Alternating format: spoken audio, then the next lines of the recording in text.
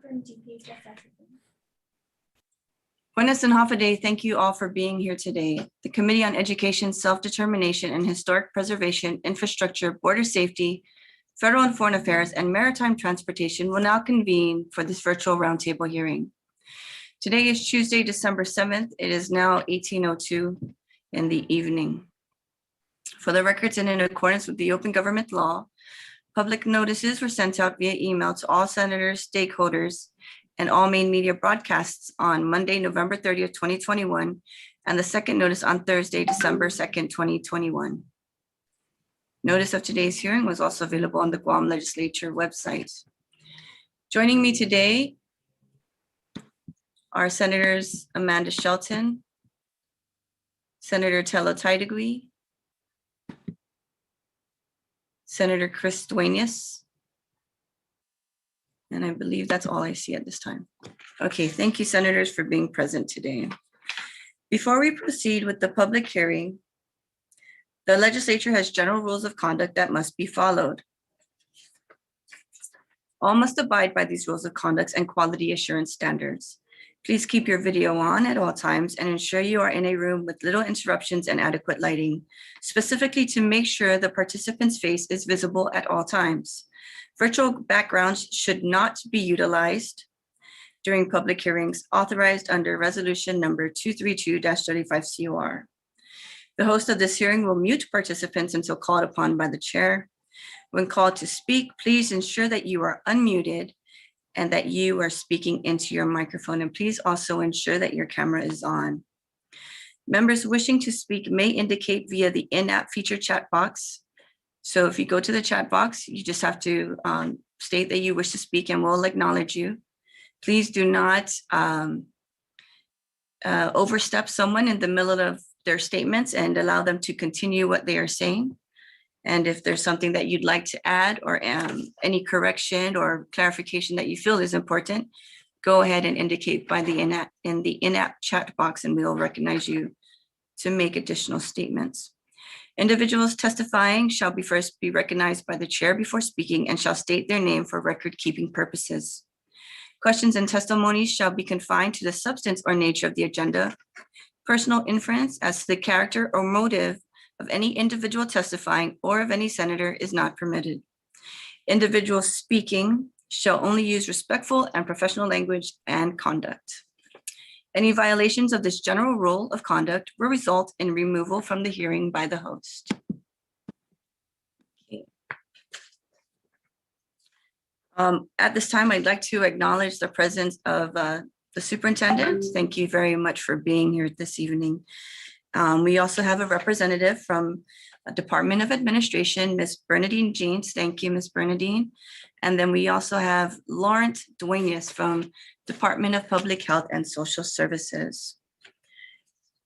Okay, so I asked for this roundtable hearing. We had some teachers that addressed our office and we had a meeting with them and they had several concerns, and there is the Google Drive available. You can go ahead and look up the documents that are in the Google Drive. But some of the concerns that they were requesting were some of what they believe to be inconsistencies in GDOE policy when it comes to vaccine mandates. And so the concerns were inconsistencies in procedures for COVID-19 testing on school sites. School sites for testing did not protect employees' privacy to their vaccination status. There was a cause or feelings of unease due to colleagues without known medical certification conducting the COVID-19 testing.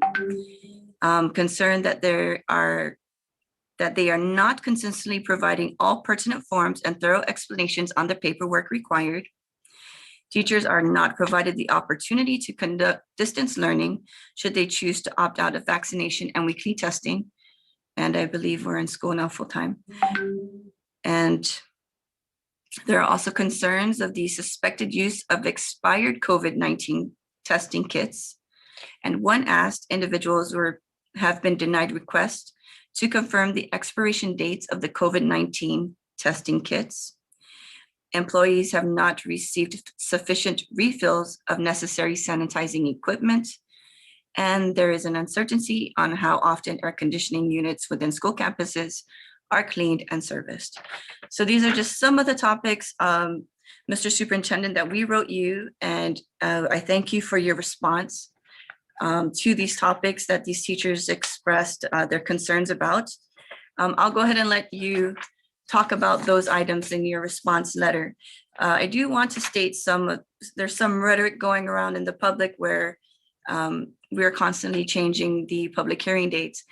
Just to note that the public hearing dates were beyond our control.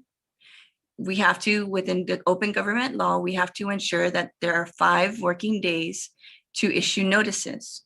Now, when they declared Black Friday a holiday, that impacted what we were able to move forward with. So we had to readjust and make a new announcement. Now, the challenge in that is the reason why we did not hold it on a Monday, we held it on a Tuesday, and we sent out the notices for Tuesday, was that we were not able to ensure that the advertisement in the newspaper was able to be printed by that Monday. And so we had to adjust it to today. The next, why did we go from hybrid to virtual? So the challenge is with the current Committee on Rules, Standing Operation Procedures, is that they are affording for a hybrid presentation. However, the challenge would be that the dialogue would not be amongst the people in the room specifically. So if you wished to have gone for hybrid, and this was a lot of the options that we gave for our Manamku because they don't use Zoom, we provided a computer for them in the public hearing room to utilize Zoom. However, the challenge would be that prior to the COVID-19, we would love to be face-to-face in a roundtable hearing discussion so that we could be able to see each other.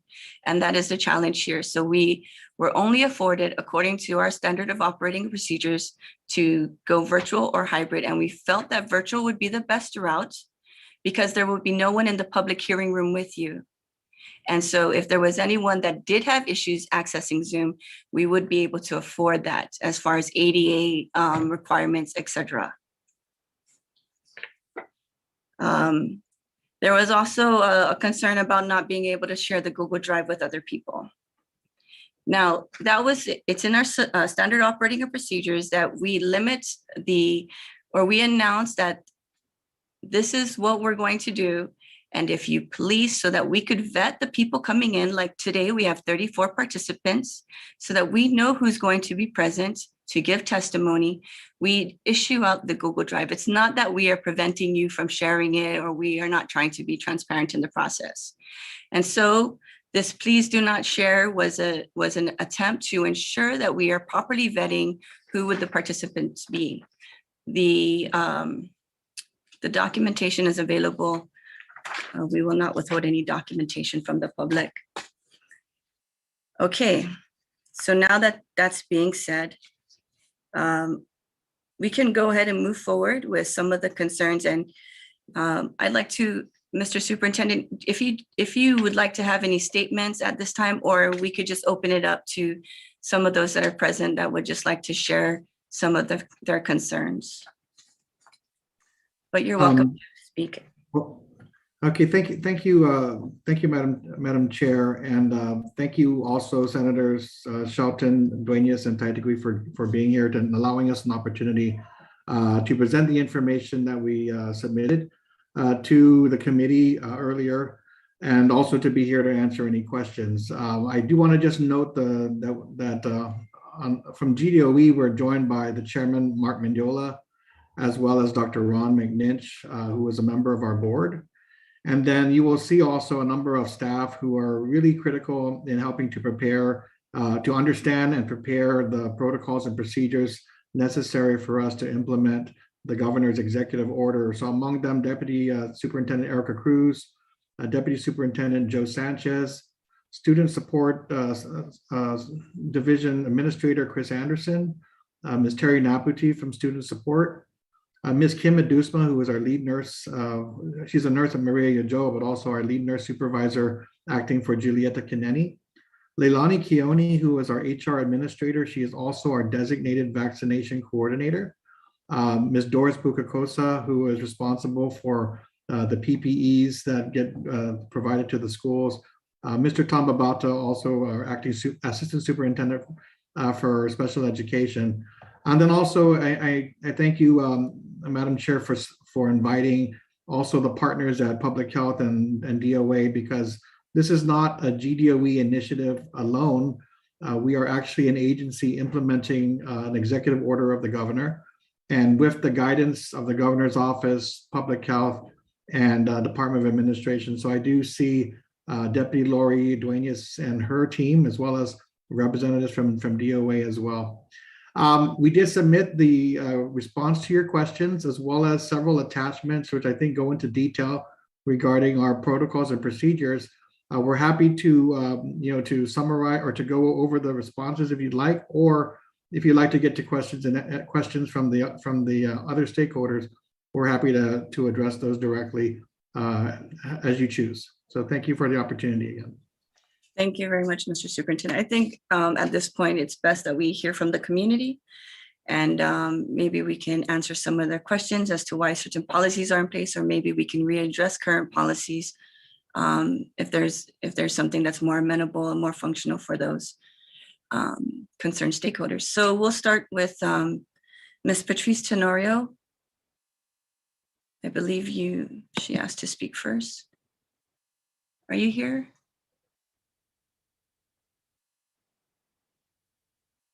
Okay, there's no Patrice Tenorio. I believe she's present. She's on mute.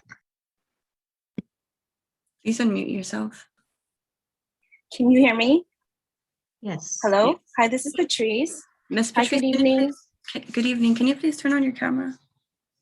Yes, the camera is on. Can you see me? Yes, now we can see you. Thank you. Okay.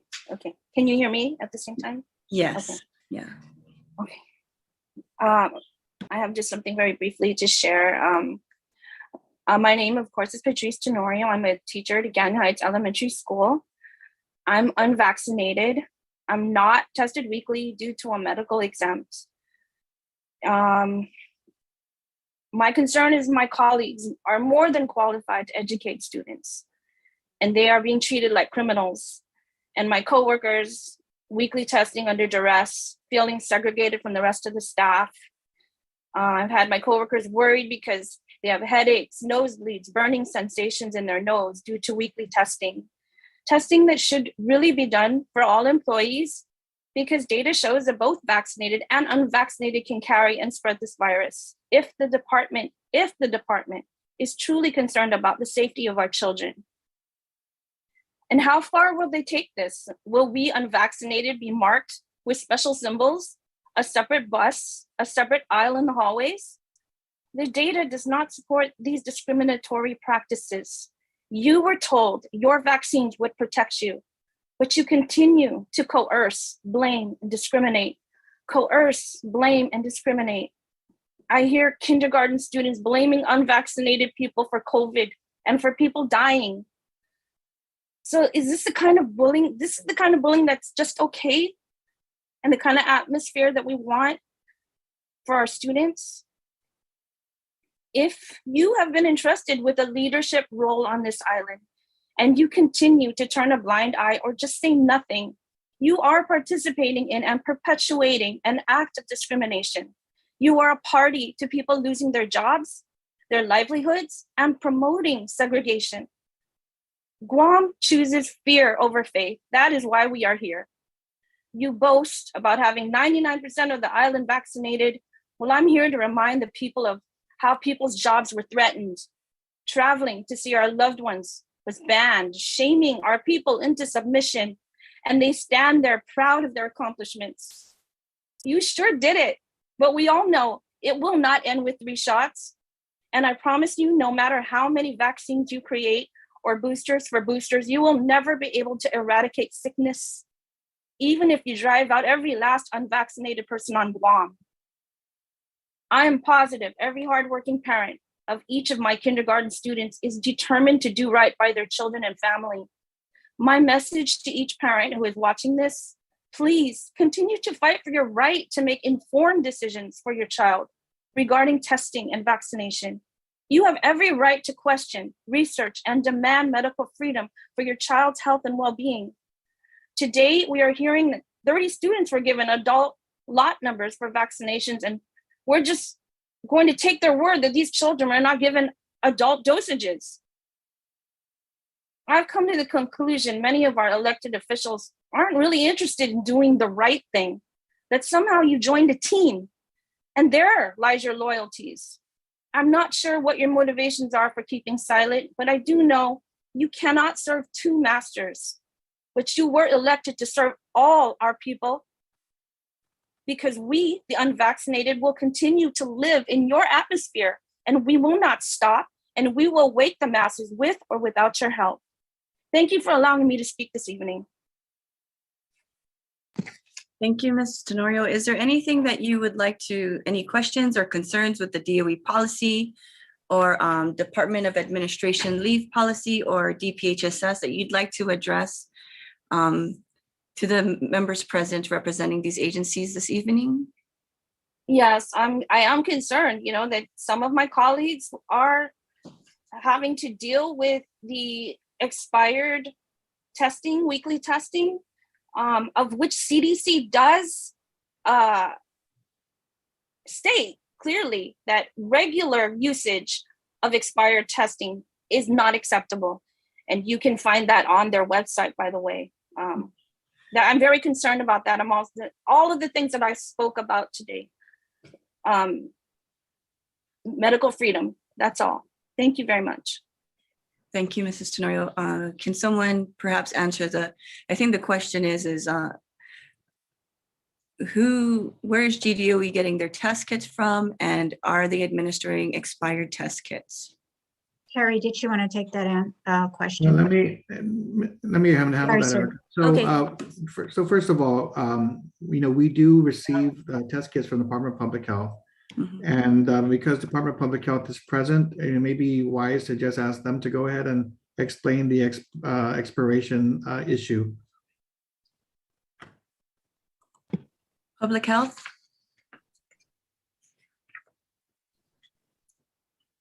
I think it's Ms. Duenas, right? Mr. Chima is there as well. Mr. Chima. Mr. Chima, would you be open to answering that question? Yes, I think the issue of expired test kits has been discussed earlier on between us and GDOE when this issue came up. The expired test kits were given an extension by the company that produced it. And that extension was actually part of the pamphlets that were given out to anyone who has the test kit. So the date of expiry was extended, and for each of the expired batch that was approved to be used by the manufacturer, we perform a QC for those ones, and this is approved by the lab director. So those test kits were actually approved by the manufacturers for use. So we're following the manufacturer's guidelines. Thank you. Thank you, Mr. Chima. I'll now call on Ms. Faison. I believe you indicated that you'd like to speak. Yes. Thank you. Half a day, everyone. Good evening. My name is Millie Luhana Faison. Before I start, I don't know whether I'm supposed to do this or not. Don't worry, it's not anything illegal, Senator Nelson. Okay, so I'd like to begin with the Bible scripture, Matthew 19:26. But Jesus beheld them and said unto them, with men, this is impossible, but with God, all things are possible. Half a day senators, public health, GDOE, and whoever else is here. My name is Mildred Luhana Faison, also known as Millie, and I'm sure most, if not all of you, have heard from me in some way, shape, or form. First, I'd like to begin by thanking each and every one of you for being here today. To the upper management of GovGuam agencies, your time here demonstrates your concern and care for your employees, or so I hope. I also hope you begin this roundtable with an open mind and a loving heart. There are, what was that, Senator Nelson, including you, 5 senators present tonight? Is that the correct number? Or was it 4? Millie, please proceed with your concerns. And I'll let you know. Okay, but I'm as soon asking as a question. How many senators are present? Okay, just give me a second because we have multiple screens. So let me just count, Okay. okay? So if I recall, there were, I'm thinking 4 senators that were mentioned that were greeted earlier tonight. So I'm hoping that the remaining 11 were unable to There are 4 attend. of us. Okay, thank you. Thank you very You're much. welcome. We're hoping that the remaining 11 were unable to attend due to circumstances beyond their control and not because of their disinterest in the lives of the island's constituents. But to those here today, your presence here to listen to the concerns demonstrates your true love for our island and her people. And so again, I can only hope. The island community voted for you and provided you the opportunity to look out for the best interest of our tropical paradise. As I said earlier to the upper management officials, and now to the senator, I also hope you begin this roundtable with an open mind. We are not here to fight one another. We are here to show the true spirit of our Chamorro culture, Inafat Maulik, which is the Chamorro concept of restoring harmony or order. So let's use today to unite and work to resolve our situation so that we can all move forward. And I'd like to make it known, as it is now been known, I have resigned from the Guam Department of Education. Effective December 3rd was my last day. It is a very bittersweet decision, but I'm thinking the best for us all. With that said, again, my name is Millie. I was a 5th grade teacher at Agania Heights Elementary School, home of the Bumblebees. Most, if not all of my family, close friends, and myself are bumblebees. Once a bumblebee, always a bumblebee. I have a bachelor's degree in early childhood and elementary education. I have a master's degree in educational leadership. I hold a master educator teaching certificate until the year 2029. I have spent the last 19 years of my life devoted to education on Guam. I have taught every grade, every elementary grade level from K to 5. I have worked with thousands of our island's youth, either in the classroom, as a school administrator, a school consultant, through community outreach, and finally, and most importantly, as a teacher. My heart is broken and my spirit shattered over the fact that I am being ordered to stay away from my students as if I was a common criminal. It has now been nearly 3 months since I haven't reported to work, since I haven't been able to teach my students. There has been no closure, and every day is a struggle. But every day I wake up, I remind myself of the end goal, education. I remind myself of who I am fighting for, our students. This is not a battle between the vaccinated and the unvaccinated. This is not a battle between employees and their employers. This is a movement to remind us of the most important stakeholders of them all. Our future lies in their hands, our children, our students. So let's lead by example tonight and make something good happen today. Thinking back about life on Guam, I thought my first time here was 1980, but I was wrong. Things were beautiful. I was born in Tacoma, Washington, but Guam has always been my home. There is no place in the world that can compare to what we have here. We are blessed. Fast forward 40 plus years later, I am now nearly 50 years old. What happened? There's so much pride, worry, greed, hate, anger, and cruelty. No doubt our beautiful island and humble island has changed. My first memory of Guam's governor was Ricky Berdalio. And I've seen so many different administrations that followed. I've always paid attention to politics, but I wasn't an active participant, but I was aware. We all know that with every election comes a new administration with a different set of problems.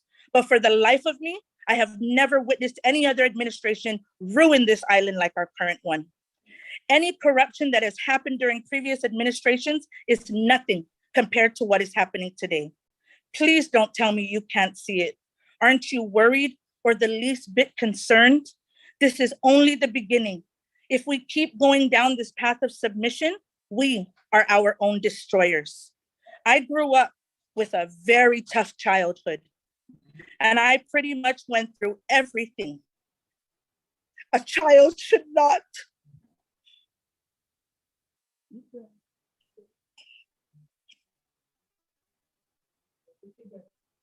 Sometimes I can't believe what I experienced or how I survived, but that's another public hearing. Sorry, that rain's getting loud.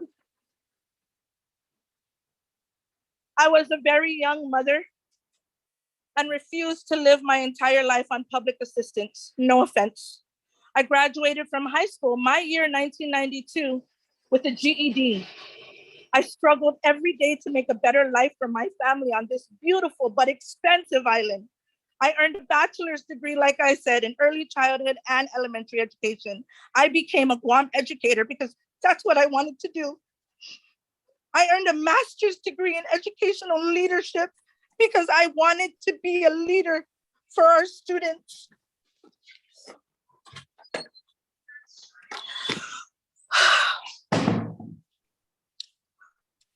I dealt with millions of dollars in federal grants and over 2,000 at-risk youth on our island. I worked as an administrator for students in pre-K to 8th grade, and I decided in the end that the classroom is where I wanted to be. Education is my passion. I shared my experience with thousands of our island's youth, and I inspired so many of them to pursue a higher education or trade in hopes that they can push through their obstacles and contribute to our society. This is the goal, right? Success? I guess not in today's world. Our success is now determined by a shot. I am by no means perfect, and I work hard every day just to survive. Yes, I overthink a lot, but I also overcare a lot and I overlove a lot. Now, will all that perseverance, hard work, and dedication be flushed down the drain because I am scared out of my mind to get this shot? I guess so. October 5th was the last day for my own child to attend a public school. And when I enrolled her in her new school, I haven't seen her as excited as she was about school in nearly 2 years. This was her first day of school since August of 2021. Convenience would have been keeping her with me while I was still at Agana Heights Elementary and watching her go through so much. So even if this was a tough decision, it was the best for her. Now, my first question, and somebody please explain this logic to me. These are our options or our ultimatums. These are not accommodations. Get the shot. If not, be tested weekly. If you don't, you do not report to work because you are considered a threat to the safety of others, right?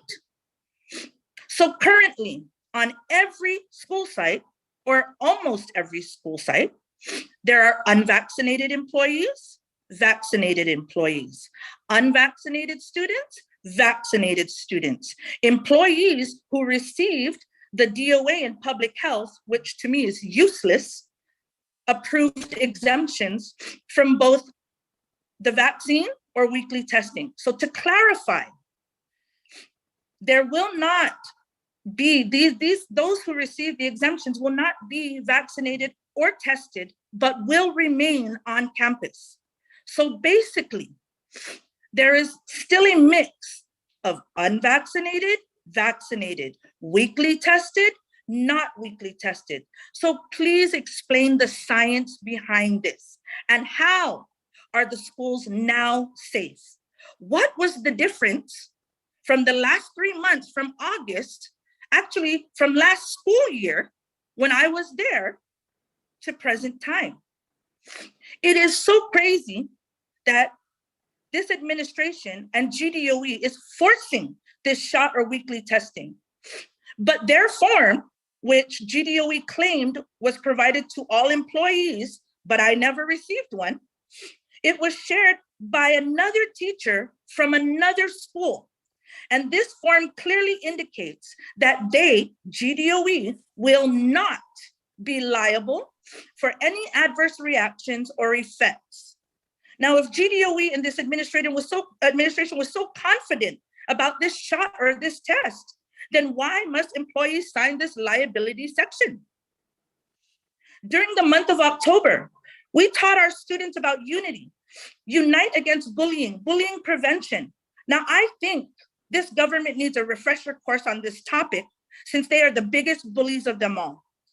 I am sad for our students who must endure the lack of compassion and empathy of these elected officials and so-called leaders and upper management, but thankfully, our children who have educators who care, at least if they're allowed to be there. We have been sought out from other employees to share their stories. A GDOE high school principal harassing, degrading, accusing, and yelling at an employee. A resource room classroom with students with disabilities supervised by a one-to-one aide who already had a student to focus on and supervise. Any SPED experts here? Your thoughts? A teacher tested positive at a GDOE school testing site, was instructed to leave the campus and told to go get tested again at Tien. They were told that they cannot use their leave and that today will be considered leave without pay. And the reason why their earned use could not be leaved, quote unquote, because you did not catch this at the school site. Does the testing kit provide the location of exactly where you were infected? Because if it does, then modern technology is amazing. Looking at education, should we no longer include college or career paths for our students? Should we no longer encourage our students to pursue their dreams? Should we no longer teach our students to be critical thinkers or lifelong learners? Should we no longer push our students to set a goal and work towards accomplishing that goal? Is it worth it? What was the purpose of pushing myself through all these years? Now I cannot. Now, sorry about that. Now I cannot even be a teacher because I'm a hypocrite. If I tell my students to go to school and go to college, because where has that gotten me? Nowhere.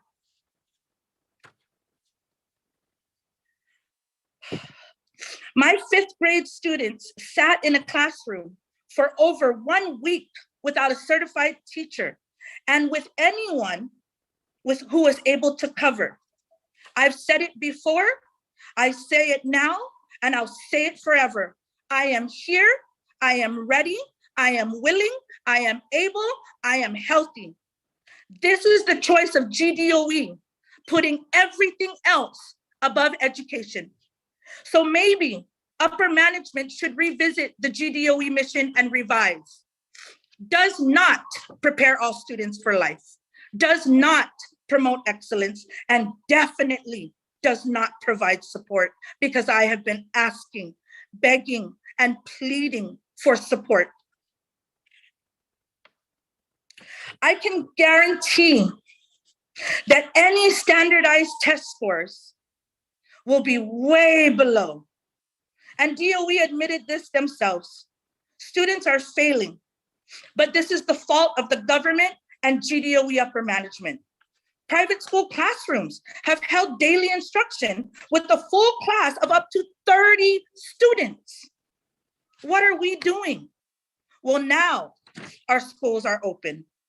But I am not just a person who wants to pose questions. I also have solutions. Repair and maintain all ACs in every room, clean filters monthly, and service units biannually. This is not done. I have been in and out of classrooms for nearly 20 years. I have been in classrooms nearly 7 months without air conditioning units. How does this protect the germs that are going through the classroom, the bacteria? Provide air purifiers for every classroom. The former PAG member, Dr. Felix Cabrera, said that purifiers were provided to every classroom in GDOE, so we should feel comfortable and safe. Our school never received one. The one teacher that has an air purifier purchased it with her own funds. Provide sanitary wipes, hand sanitizers, and disinfectants more than just the beginning of the school year. Every time, and each time after that, a teacher must beg for the disinfectant. We must make arrangements. And if we want it, then we need to go to the office and we better find it, because teaching our students isn't enough. Provide every student with an electronic device with all textbooks and resources uploaded. If a student damages or loses the device, then the parent must work hours in the school for basic supervision or assistance to pay back. Provide all basic, good quality supplies for every student. Hire a maintenance person and custodian for every school for daily sanitizing and disinfecting. The positive cases at our school, the cleaners weren't even aware that there was a COVID positive case and didn't find out until it came out in the media. When I approached my school administrator to ask her about this, she told me that she and her husband came back and they cleaned the room themselves. My nephew, my sister's son, was contacted for contact tracing the second Monday of the school year and was told that he couldn't come back to school for 10 days, despite the fact that he tested negative the very same day she was called.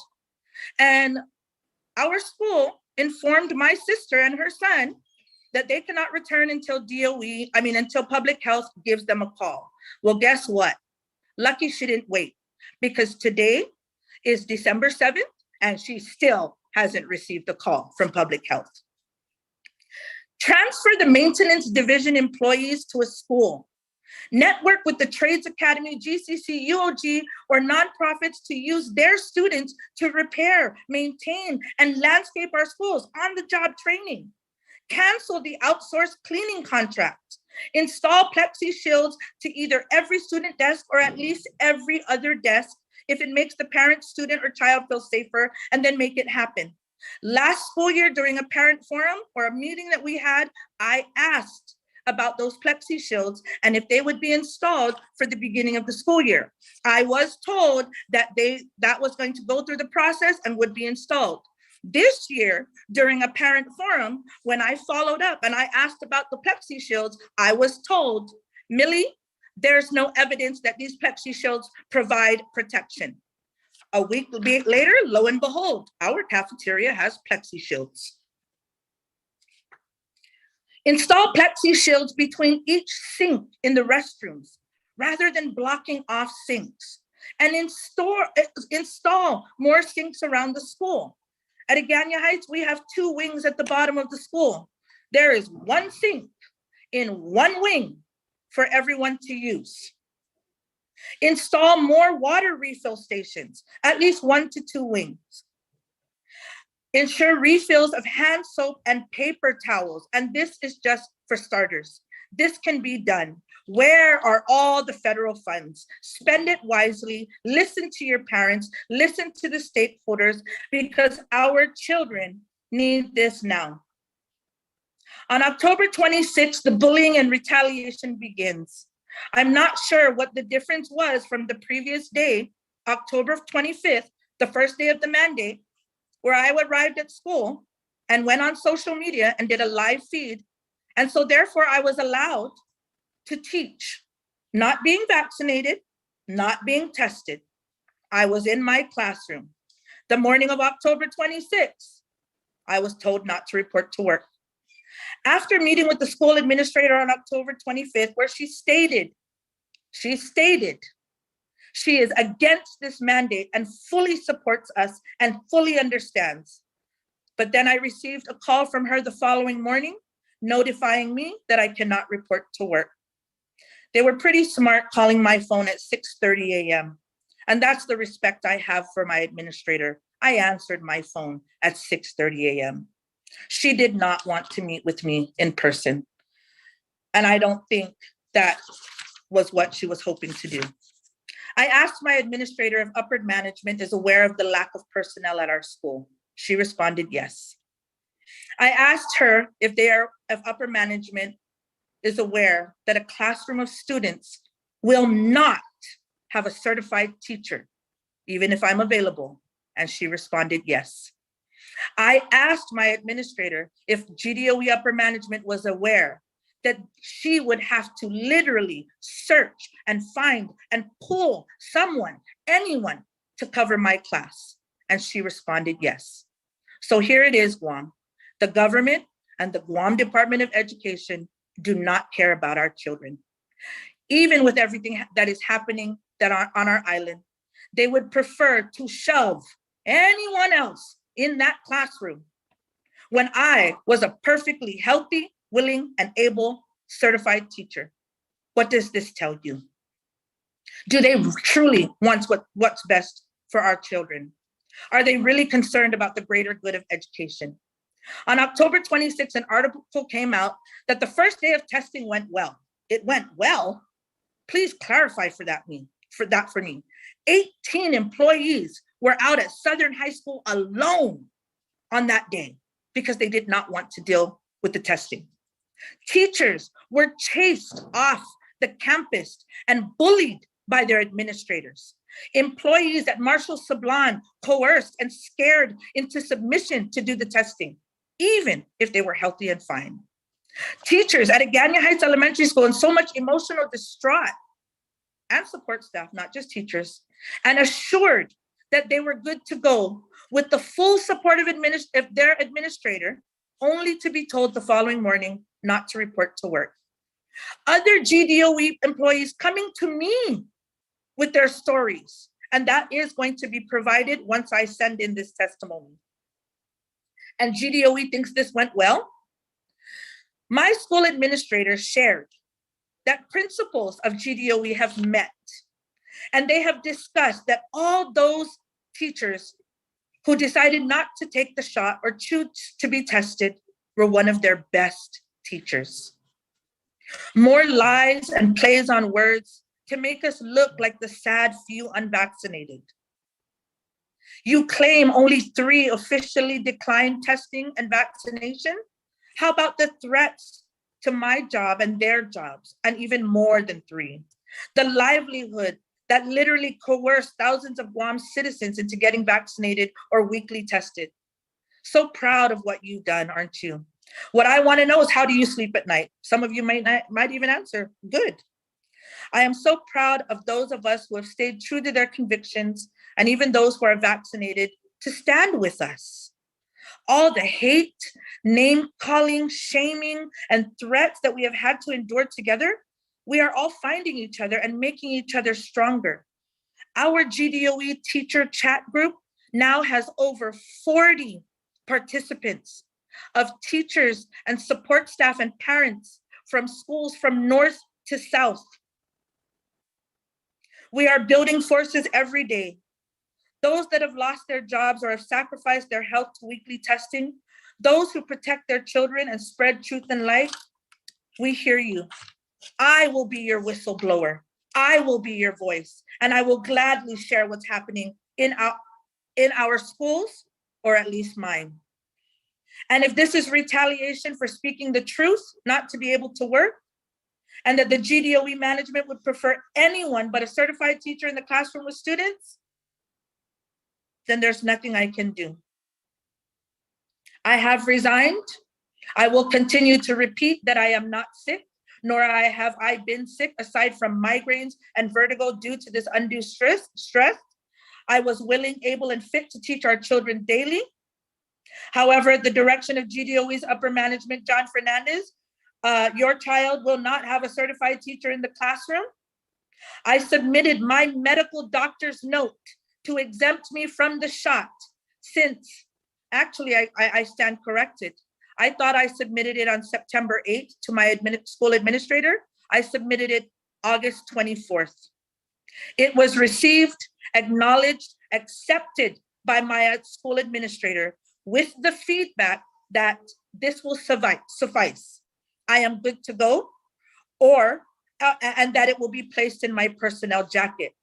I never heard a word about it until the morning of October 26th. I will not do the impossible runaround with DOA or public health.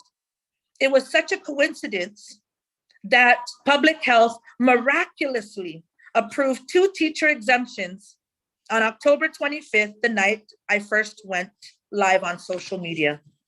So who's looking out for our children? Certainly not this government or this Department of Education. My students witnessed their teacher being ordered to stay away from them because of a personal medical choice. My years of passing on and sharing knowledge for students to stand up for themselves, to be critical thinkers, to ask questions, has been for nothing. This government is treating us like mindless robots. And please do not tell me to do my part to keep this community safe, because me getting that shot does nothing to protect you or me from this virus. Will it keep me safe from the virus? No. Will it keep you safe from the virus? No. Will it prevent this virus from taking over my body? I don't know. Will it prevent the hospital system from being overwhelmed? I don't know. Can I die from this shot? Yes, I can. And so the GDOE solution was, after 8 days, my class was given a certified teacher. And I am, and I was thankful for that. But the reason they had a certified teacher was for tapping on another certified teacher and taking her away from her gate class. And a note was sent home to the parents of my students that said she will now take over my class due to a teacher vacancy. I did not know in October that I was terminated. So here's another question. If the number of cases continue to rise and the number of COVID-related deaths continue to increase, well, recently, why are we in a deadly pandemic? And we are in a deadly pandemic and we should fear for our lives, then why is the island open? All should be tested. If I catch COVID from someone else at work who was vaccinated, does that mean I can sue? Because I'm vaccinated and you told me that this is going to protect me. If fully vaccinated individuals can still get the virus and spread it, why aren't they being threatened to lose their jobs as well? How does the government get to pick and choose which agencies? Let's bring to light Speaker Therese Terlahi's positive case. So I'm thinking maybe now mandating the shot or weekly testing for the legislative branch and all its employees should be happening. Seems only right, don't you agree? Out of the 15 offices in the legislature, only 3 senators mandate that shot for their office. Does that mean that the rest don't need to do their part and protect this island? So again, currently the members and employees of the legislative branch are not ordered to be vaccinated or tested. And they are unclassified and non-essential employees. But teachers are classified and essential frontliners. In another article, John Fernandez said that this shot will not be mandated or required for our children, and that those students or parents who choose not to get the shot will not be kept away from schools. Well, you can see that I've prepared my testimony a few weeks in advance, because now the script has changed and students may be required to be vaccinated. But again, that's the choice of the parents. Teachers and support staff are being forced away, but we can still allow unvaccinated schools in it, students in it. And then which is it? Guam's Doctors and Physicians Advisory Group say the first round of shots are no longer effective. First, it's not effective after 6 months. Then it changed and okay, it's not effective after 2 months. And then they tell you to get the next shots once you are eligible, even if the first 2 didn't work. On this side of the planet, again, these doctors say the first round of shots are still effective. And then the third is being made available. That doesn't mean the initial ones are not effective. Do you understand what I just said? Because I don't. And that's exactly how I feel when the media comes out. How can anyone trust or make an educated and informed decision when information changes like we change our underwear? Another article stated that 350 employees who have for one reason or another chosen not to get the shot. But GDOE continues to downplay this and act as though all is okay, while so many employees are afraid to speak up, they were vaccinated or being tested against their will. GDOE employees are swabbing themselves, not the school nurse.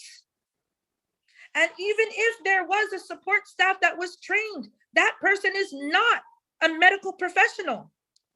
Some GDO employees were tested last week, but not this week. And then they were in their classroom. Some employees are not allowed to test with their primary physician in a medical facility. And I know that in a recent post live feed, it was said that our deputies weren't aware, and that as far as they know, employees can go test where they want to. No, we actually have one teacher on tonight, at least one out of many, who requested, may I get tested with my primary physician in my medical facility? I will use my insurance, I will pay for it. And he was told no. And his response from the GDOE personnel was, you cannot get tested with your primary physician because quote, GDOE has a responsibility for the employee testing plans in collaboration with public health, unquote. So they don't trust a medical physician, but any employee at the school or even the employee, him or herself? The superintendent said in another article that parents were waiting for this shot for their child. Where's that data? Where was that survey? I was a GDOE teacher. I don't remember even talking to my parents or a survey being provided to me, to the parents of my students, or responding to a survey requesting, or even teachers requesting to send home a survey. I was, thank goodness, not anymore as of October, a GDOE parent. And I don't remember being surveyed or asked about how I felt about my child being vaccinated. So where did that information come from? From the air? I feel it is insulting how these upper management individuals and even the government itself seems to think that the people of the island are idiots. Another recent article about a failure rate increase with students in school. But the solution and the focus is getting vaccinated and removing certified teachers. That's the priority. There was a photo. You know what? Never mind. I'll just skip that part. Again, I want to reiterate that the school sites are a mix of vaccinated, unvaccinated, exempted, weekly tested, not weekly tested. There is no logic in this. Any and everyone on campus are still at risk. How can we trust a system that continues to contradict itself? How can we sit idly by and allow the government to fail our island in every aspect? How can you sit by knowing that GDOE is in almost complete violation of Public Law 28-45? Are you not aware? Let me just quote the Guam Public Law 28-45. This is not a mandate, and this is not an executive order. This is a law. Number 2, adequate public education means public schools which at the minimum provide, quote, a certified teacher for every class in a ratio established by relative collective bargaining agreements, unquote. But I was forcibly removed from my classroom. I didn't make this up. Search and read the law yourself. So how will this be addressed, lawmakers? How will GDOE address, how will the senators address the fact that GDOE is in violation of many items indicated on Public Law 28-45? The next thing, I'd like to clarify that the peaceful protests that have been happening has been a community effort. Several individuals from around the island, from teachers, support staff, business owners, even medical professionals, parents, students, and more, supporting one another to fight against this unnecessary medical mandate. This is not, again, a battle between shot or no shot. This is about respecting an individual's right to make personal medical decisions for themselves and their families. And again, don't tell me to do my part, because I am protecting myself and my loved ones. This shot does nothing to protect anyone, and this cannot be made any more clear. I stress the anxiety and the stress the government is causing is something I cannot fathom. It breaks my heart and literally makes me sick to my stomach. If I had no underlying conditions before, I do now. Articles push for this shot because the hospital is overwhelmed. This is nothing new, and this has been happening for years. And this is not new because nothing has been done to improve the facilities at the hospital or even to address the smallest of problems. I was asked, why not contact the governor herself, since she is requiring the unnecessary medical work request? And my response, our governor is blind and deaf to the voices of the island. Right now, we are working towards removing the sole power and authority given to her by this health emergency that she extends every 30 days, which she will do until there is an override for Bill-1136. The legislative branch has 8 supporting votes, possibly 9, and we need one more senator to open your eyes and say, hey, this isn't right. This isn't how the democratic process works. Employees are not, by no means, we are not experts in law.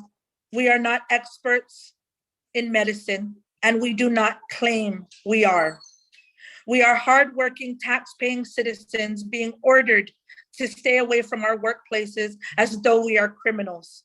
We are certified educators when there is already a shortage who are willing, able, and ready and fit to carry out our duties. And this 36 Guam legislature does nothing. As a suggestion, let's return our certified and competent employees back into our schools. And let's focus on the more pressing issues, such as the rise in crimes, domestic violence, child abuse, sexual assault crimes, drug crimes.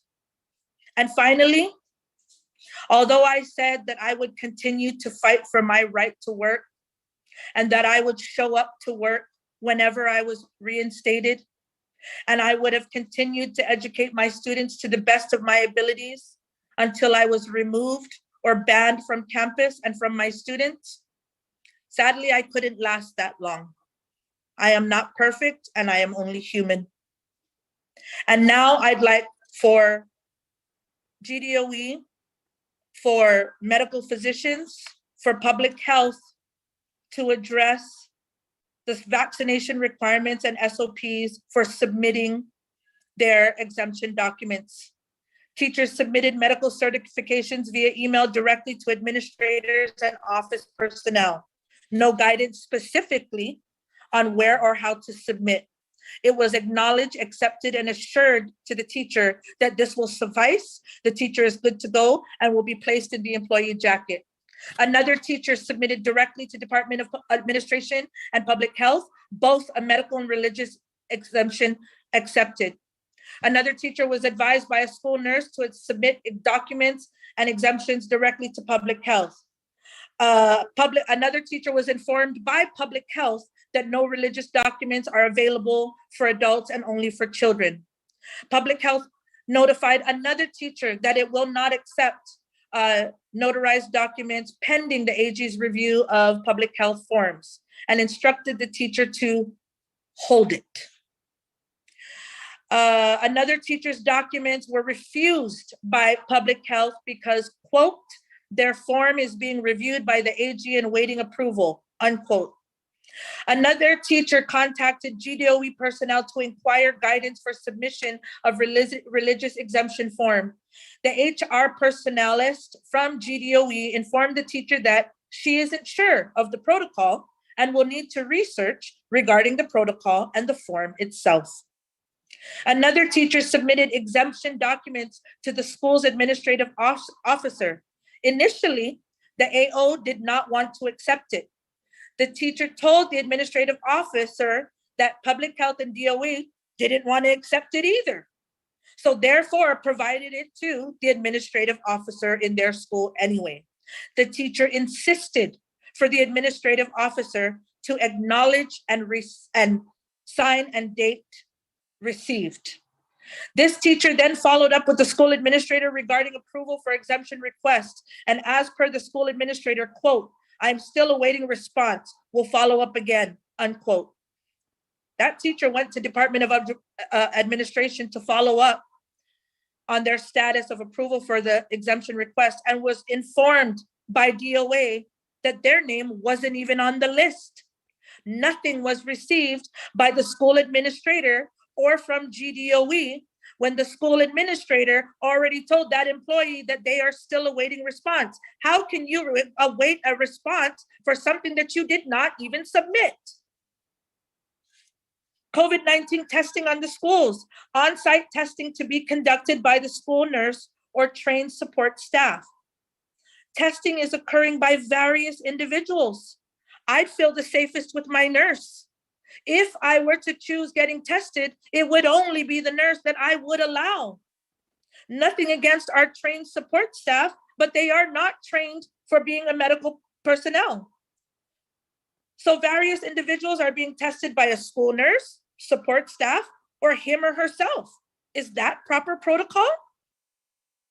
Employees being restricted from testing at a medical facility with his or her primary physician forced to test only at the school site and not a private medical facility. Testing is happening in public areas, school parking lots, gyms. Another teacher from League One Elementary cried because she did not disclose that she was not vaccinated. And when she had to go through that walk of shame, it affected her mental and emotional health. The test kits. I know that the doctor said earlier that the manufacturer, the distributor, okayed the extension of expired test kits. Does this mean if I have milk that's been expired for 2 weeks and Foremost Guam tells me, nope, it's okay, you can drink it, you're safe, am I going to drink it? I don't think so.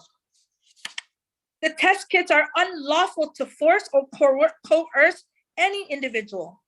If an individual willingly takes the test, then that's fine. If an employee feels forced, threatened, and coerced, that is not fine. And I'm not sure why we can't see that. Weekly testing is being conducted at different school sites and not necessarily the place of employment. How does this control risk management? I teach here, but it's not the day here, so I have to go there and be exposed to other schools and other teachers and other students? Is that risk management?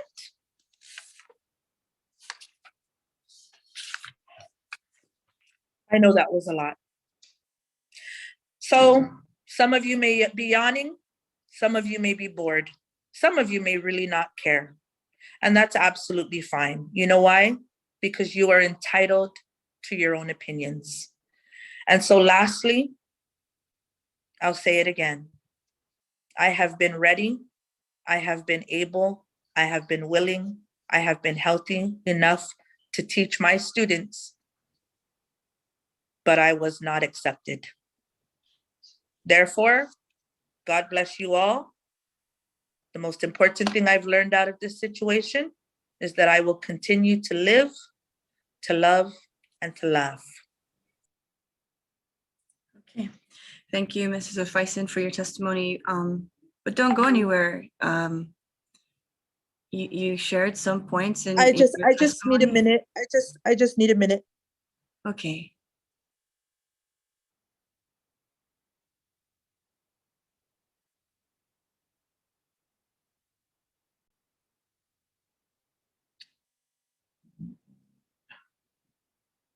I'll probably need a few more minutes, so you can go ahead. Okay. Thank you, Malia. Thank you for your courage and for sharing your concerns with us. And we'll come back to you because you raised some points in your testimony And I believe that we can, there, in your testimony, there were questions that we can ask Department of Public Health and maybe Department of Administration in regards to the leave status. Okay, so just come back on when you're ready and please let us know. At this time, I'd like to acknowledge Senator Brown and Senator Perez. Thank you for joining us this evening. Is there anyone else that would like to give testimony for this roundtable hearing?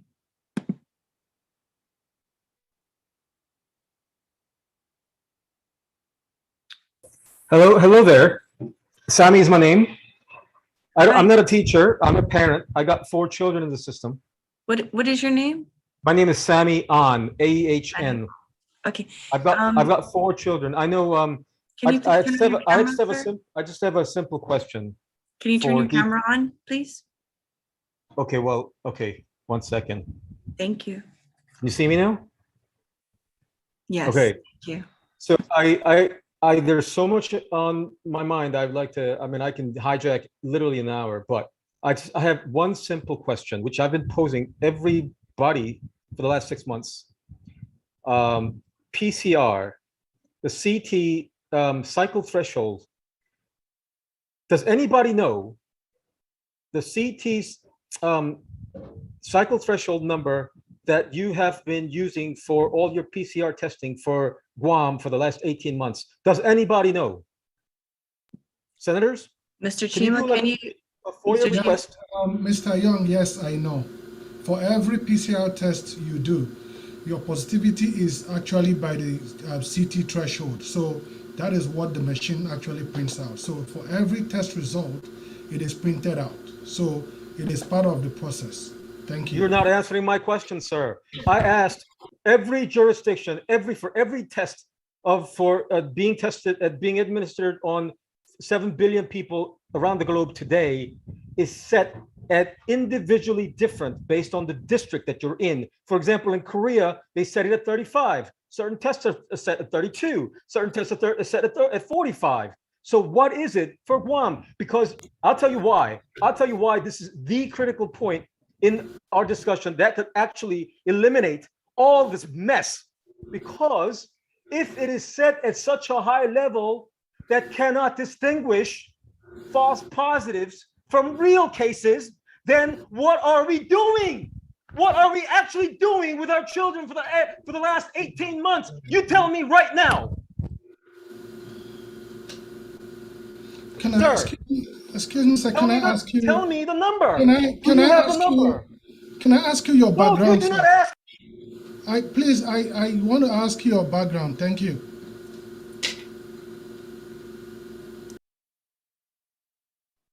I simply asked for the CT number, cycle threshold number, that is being used for everybody here on Guam for the last 18 months. It's a simple yes or no number. It's a simple question requiring a yes or no answer. If you do not have that transparent answer, there's something wrong. There's something wrong. Perhaps there's a cover up. Perhaps somebody's hiding something. Well, what is it then?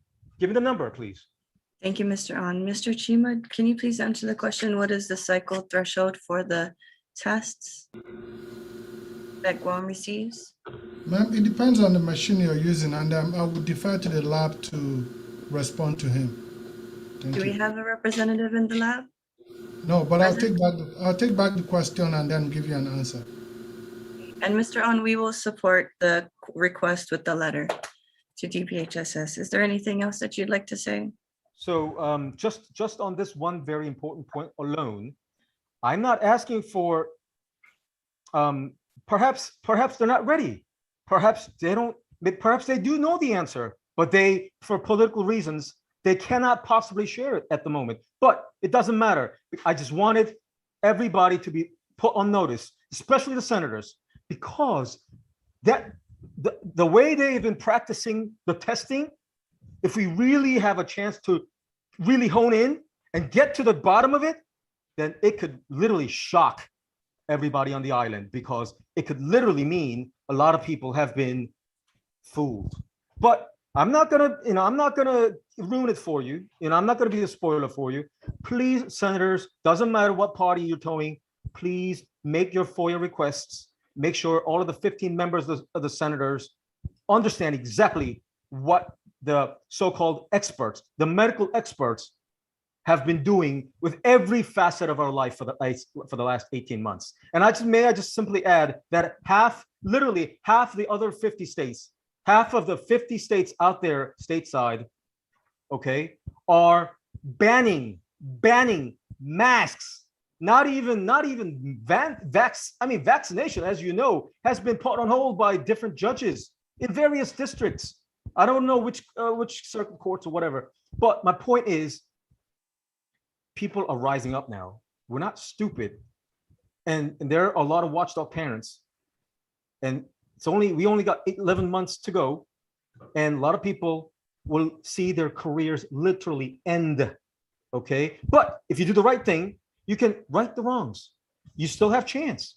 So I'm simply putting it out there for everybody to realize that there are frustrated parents like myself who came to Guam in search of a better life, better education, and you are endowed with such amazing, I literally think this is the safest and the most amazing island place to be breathing and living at this particular moment in 2021, okay? And we are literally throwing it away. Why? Because I see my neighbors leaving the island because of this travesty taking place at every minute.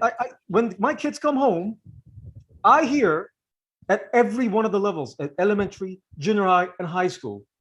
And I hear it. I got the antennas up.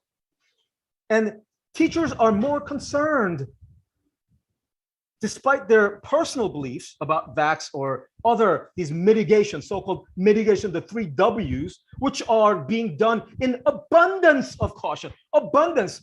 I want science, not abundance of anything. Simply do what's right for science, not abundance of caution, because anything that's done, well, you're overcooking it, because when you say in abundance of something, you're obviously overcooking it, okay? So it's all in the semantics. So all I'm saying is there are parents who are watching, who are literally at their wits' end, because there's so much writing on how, depending on how we do this for the next foreseeable couple of months, many more people will be leaving the island. And I dubbed this brain drain, already bleeding, the island already bleeding, okay? And more brain drain. Can you all afford to go through it with all the Fed dollars? Are you all drunken with your Fed dollars? All your Fed dollars and plastering the money all over the broken tracks and the swimming pools? Do you think it's going to really change the course of these children's future? Already 2 years behind by your own estimate? 2 years behind? Do you think it's easy to catch up? Oh, you're going to water down the system? Are you going to water down the pedagogy? You're going to water down your numbers so that they can graduate? Oh, so then by the time they get back in the real world, and when tourism kicks back in, and when these tourists come to the island to get their tourist experience, and our children are going to be at the help desks, okay, at the counters to deal with the problems. Will they have the emotional quotient? Will they have the emotional intelligence? Not only the IQ to deal with all of the people from all around the world coming to Guam for their tourism, for their tourist experience. I got 4 children. For the last 18 months, I've been forced to basically lead them by example, be a parent/teacher, because of the brain drain. It's already rampant in the system. And so it taught me a lesson. Oh, it taught me a lesson. Oh, how to really lead children by example. Well, 2 years, imagine my children coming home to tell me that their friends, okay, their friends out of shape by now. So out of shape, adding on pounds. Why? Because there's no guidance. You're concerned about the overutilization of the hospital beds. You want all the hospital beds that are beyond capacity. Oh, I understand your concern.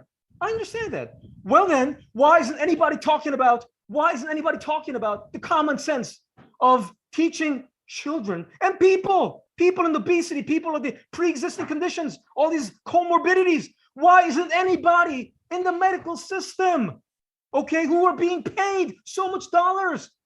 The importance of daily routines, the daily exercise, the diet. Huh?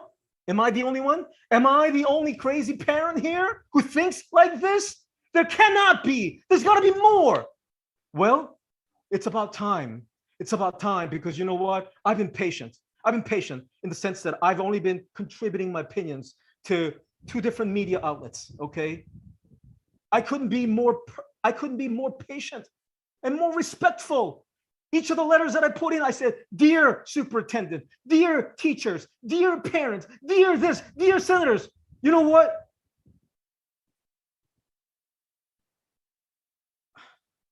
I'm gonna stop my rant because I want everybody to have their fair share of rants and voice outs. But all I'm saying is, it's helping me a little bit, because I see all of you not dozing off and really seriously attentive. I mean, I see it in your eyes. I appreciate it so much. I am not going anywhere. I've been on the island 2.5 years. I love the island. My children love the island. I don't wanna act like an outsider, you know, here for a couple of years and leave the island. That's not gonna be me. There's gonna be people like me who will try to do our best to really, not just in words only, but to really teach our children, to try to inspire our peers, their peers. Okay. Thank you so much. Thank you, Mr. Owen. Madam Senator, I have a response. I have a response for him for the CT value. So for the Gene Expert machine and ABI 7500, those are the 2 machines that we use that have the CT value. So for the Gene Expert is 44 for or less for positive, and then for the ABI 7500 is 40 for CT value for positive cases, if that will help. Thank you. So Yes, Mr. Owen. So therein lies the problem, because it would now make sense for all of our smart investigators to look to the full range of CT values across the country, across the world, because each district, like I said, each jurisdiction is different, depending on perhaps their political needs, okay? Korea being one of the most stringent ones. I do know what they're up to.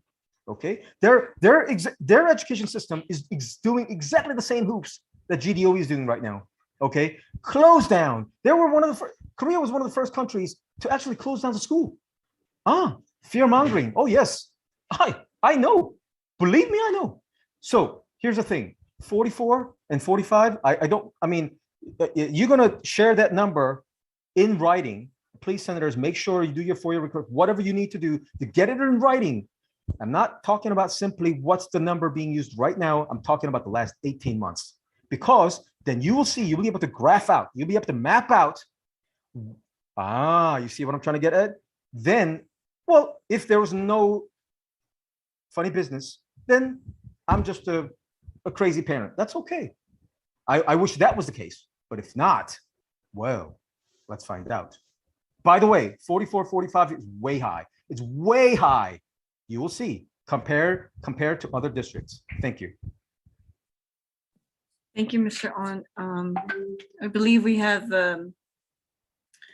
Mr. Brian Chargaloff that would like to speak, and then Ms. Norma Jean Santos right after that.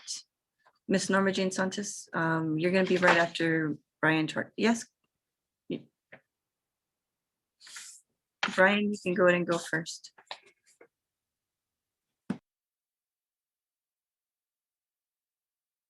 Can you hear me? Um, Yes. Everyone can hear me? Okay. My name is Brian Chargaloff. I'm a GDOE stakeholder, GDOE parent, and a GDOE teacher of Southern High School. I'm one of the originals that opened that school in 1997. So I've been here. I've been at Southern High School since it opened. I was at Enron High School before that.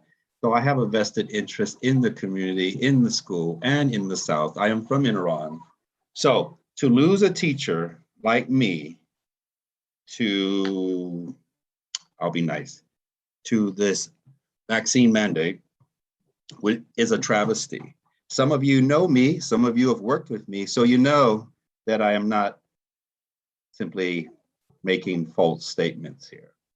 I have corresponded with a few of you. Some of you know me just from the emails. And let me begin. I am not anti-vax, I'm anti-vaccine mandate, and I'm pro-freedom. I tell my students, do your research, make your own choice. So let's begin. Personnel regulations, SOPs. We are prohibited from reporting to campus and work. Therefore, we would like administrative leave since we were not permitted from someone else's decision to report to work. We are ready, willing, and able and certified to teach. Vaccine mandate. The vaccine, the mask, the weekly, the COVID tests are all EUA, emergency use authorized. Therefore, it is illegal to coerce any person to participate in EUA items, according to FDA and federal law, and also to the Nuremberg Code. So anyone who forces any person to participate in medical procedures could be liable for crimes against humanity. But I'll digress to specific parts. So here we go. We have different agencies for different exemptions. Public health handles religious exemption to the vaccine. Department of Administration handles medical exemptions for tests. So that strikes me as odd as why two different agencies. One of them has nothing to do with medical. I don't know why Department of Administration is dealing with medical, but I'll let them explain. I am one of those teachers who submitted my religious exemption to public health before the deadline, according to the governor's executive order. I was told to hold it despite it being notarized because it's pending the AG's review of the public health form. They only had a child form and not an adult form. So then I gave them time. I submitted it to my administrative officer, my admin at school. They took it, they marked it down as submitted. And according to my research, public health has not received anything from DOE with my name on it. And also with Miss Norma Santos, who will come up after me. And now we're still waiting. And word is from many sources that there's a stack of religious exemptions on the director's desk at the public health, pending the AG's review again. So I don't know how many times the AG has to review this. We should just submit it to the AG. I digress. We were using mitigation protocols for COVID before October 25th, perfectly fine, all suggested by the CDC, despite me not agreeing with it based on science. But that's not my job. I'm a teacher of mathematics. So I don't know what's the difference why us teachers or employees can't use those same mitigation protocols. There are unvaccinated employees and unvaccinated employees who haven't taken the test for various reasons, still working at DOE schools. I'll name the different reasons if you want me to, but suffice it to say, they haven't taken the vaccine and they haven't taken the test, yet they are allowed to teach using the same mitigation protocols we were using before October 25th. Now, let me clarify it further. There are vaccinated students and unvaccinated students in my classroom. I'm a high school teacher, so I know. Yet they can still exist in the same classroom with the same faulty air conditioning system, which if anybody follows the science, they know you should not be indoors unless you have a certain type of filter. So if that's the case, why can't the unvaccinated employees also follow the same mitigation protocols as the students? And let me add further, the only student in my class that got COVID positive was a vaccinated student who got it from her vaccinated parent who works at a daycare. So they had to get vaccinated. And then the 2 students around that student were contact traced. Both of them are unvaccinated, and they both came back with a negative result. So the bad thing is those 2 students lost out, or all 3 of them lost out on my teaching. So I said, okay, to mitigate that, let's just push all the desks back to 6 feet. Disregard the 3 feet that we were told, because if you are less than 6 feet and more than 15 minutes in contact with a positive person, you have to be contact traced and pulled out of class. So I said, okay, every 14 minutes, we are going to go outside, everyone 6 feet apart. I don't want any of my students to lose any instruction. But then I said, wait a minute, this is not a class.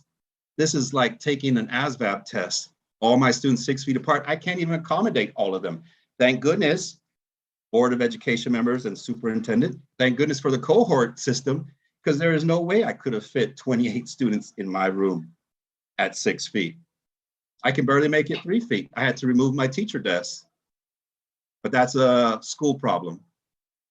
Let me move on. Vaccine doesn't immunize nor prevent the spread, so therefore targeting unvaccinated employees makes no scientific sense. Employees are complying to the pressure of the weekly testing under duress. A lot of them have noted that on their sheet when they sign. Mr. Chargaloff, if I may Yes, ma'am. if I may interject, would you please ask a question? We have Department of Yeah, Public no Health, problem. the Department of Administration, and DOE members, and so I think the dialogue would be beneficial if we have questions posted or posed, and then they'd be given the opportunity to No respond. problem. No problem, ma'am. It's just, this is the teacher part of me coming out. But yeah, there's just so many. So I don't know if we have enough time for each So agency. to perhaps you can address. start with the first one about the religious exemption. Okay, yeah. What is your question on that? My question is, I asked, what is the criteria for public health to approve or disapprove religious exemption? The employees told me they don't know anything.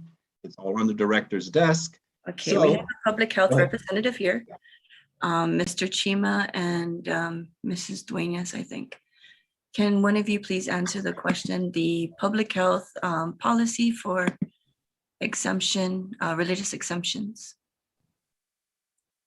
I would defer to Miss Annette Ogun, who's Oh, Ms. the, Uggins here, okay. yeah, she's here. Oh, thank you, Ms. Uggen. Thank you. We currently have received religious exemption applications that have been submitted to our director. There have been discussions with the Attorney General's office as well as Governor's Legal Counsel.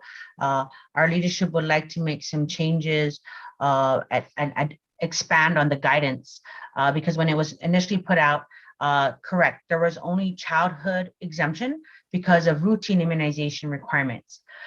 With the COVID vaccination mandate, that form had to be developed separate because again, vaccination requirement is only for routine immunization schedule, the approved vaccines. COVID vaccination is not required for school enrollment purposes. So that form was created separately, was revised several times with guidance from a legal counsel and the AGs. The submission, we continue to collect those who do submit. Yes, it is pending the director's disposition. However, based on additional meetings with legal counsel and AG, there are some revisions that our director would like to implement. And so there is a DPHS guidance memo that will be forthcoming because the issue of, yes, why are some applications going to DOA, some are coming to public health, some went to the employee's agency. And so those are some issues that they want to rectify and to clarify the process based on, are you a Go Guam line agency employee? Are you semi-autonomous or autonomous? Are you private sector or are you a federal agency? So we recognize the need to improve on our guidance and our procedures. And so those are the things that are forthcoming. And so yes, at the time when people were asking before the mandate deadline was going to kick in, yes, we had numerous individuals requesting in August and September. The immunization program staff were unable to provide the form initially. Then when the form was approved, we eventually reached back to those who did give us like phone numbers and emails. And so that was provided. And then again, those who we have received, we have processed it. We've submitted it to our leadership.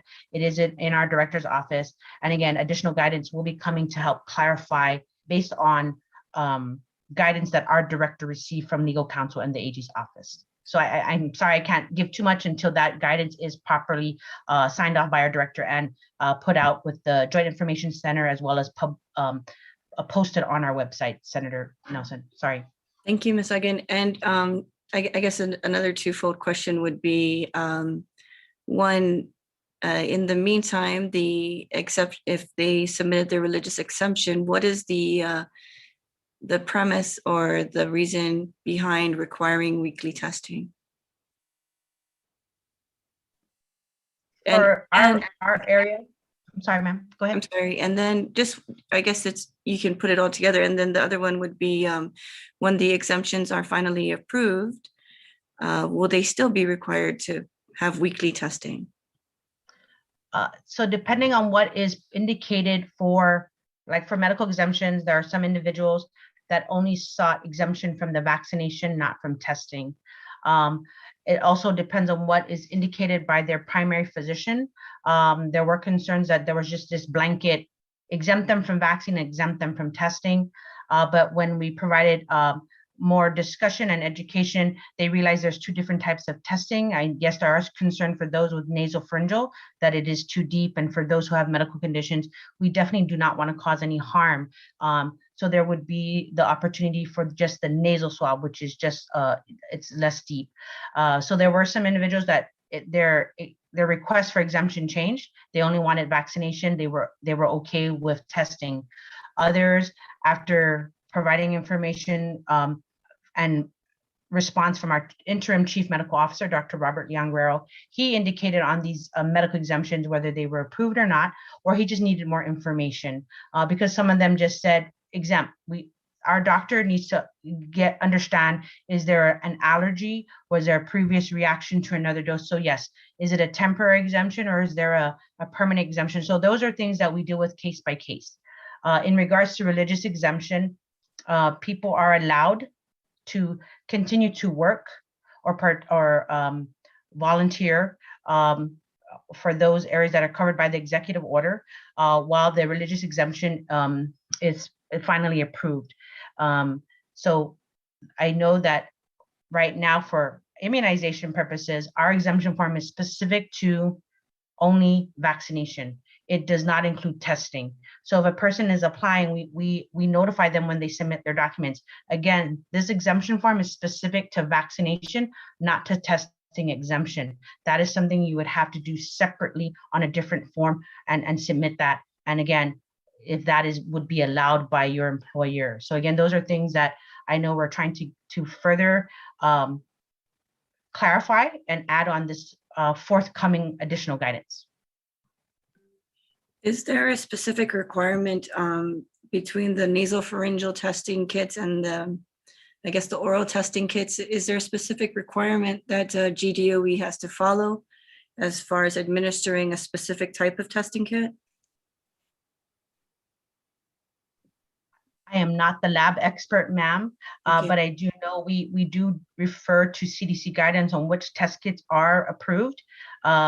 I do know that our lab currently does not have the oral, but I know we are offering the difference between nasopharyngeal and nasal.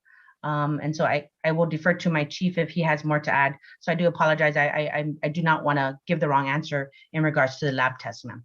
Thank you, Ms. Uggan. Okay. I think we can move on to the next question you have, Mr. Chargaloff, which is, does that suffice? Did you get your answer?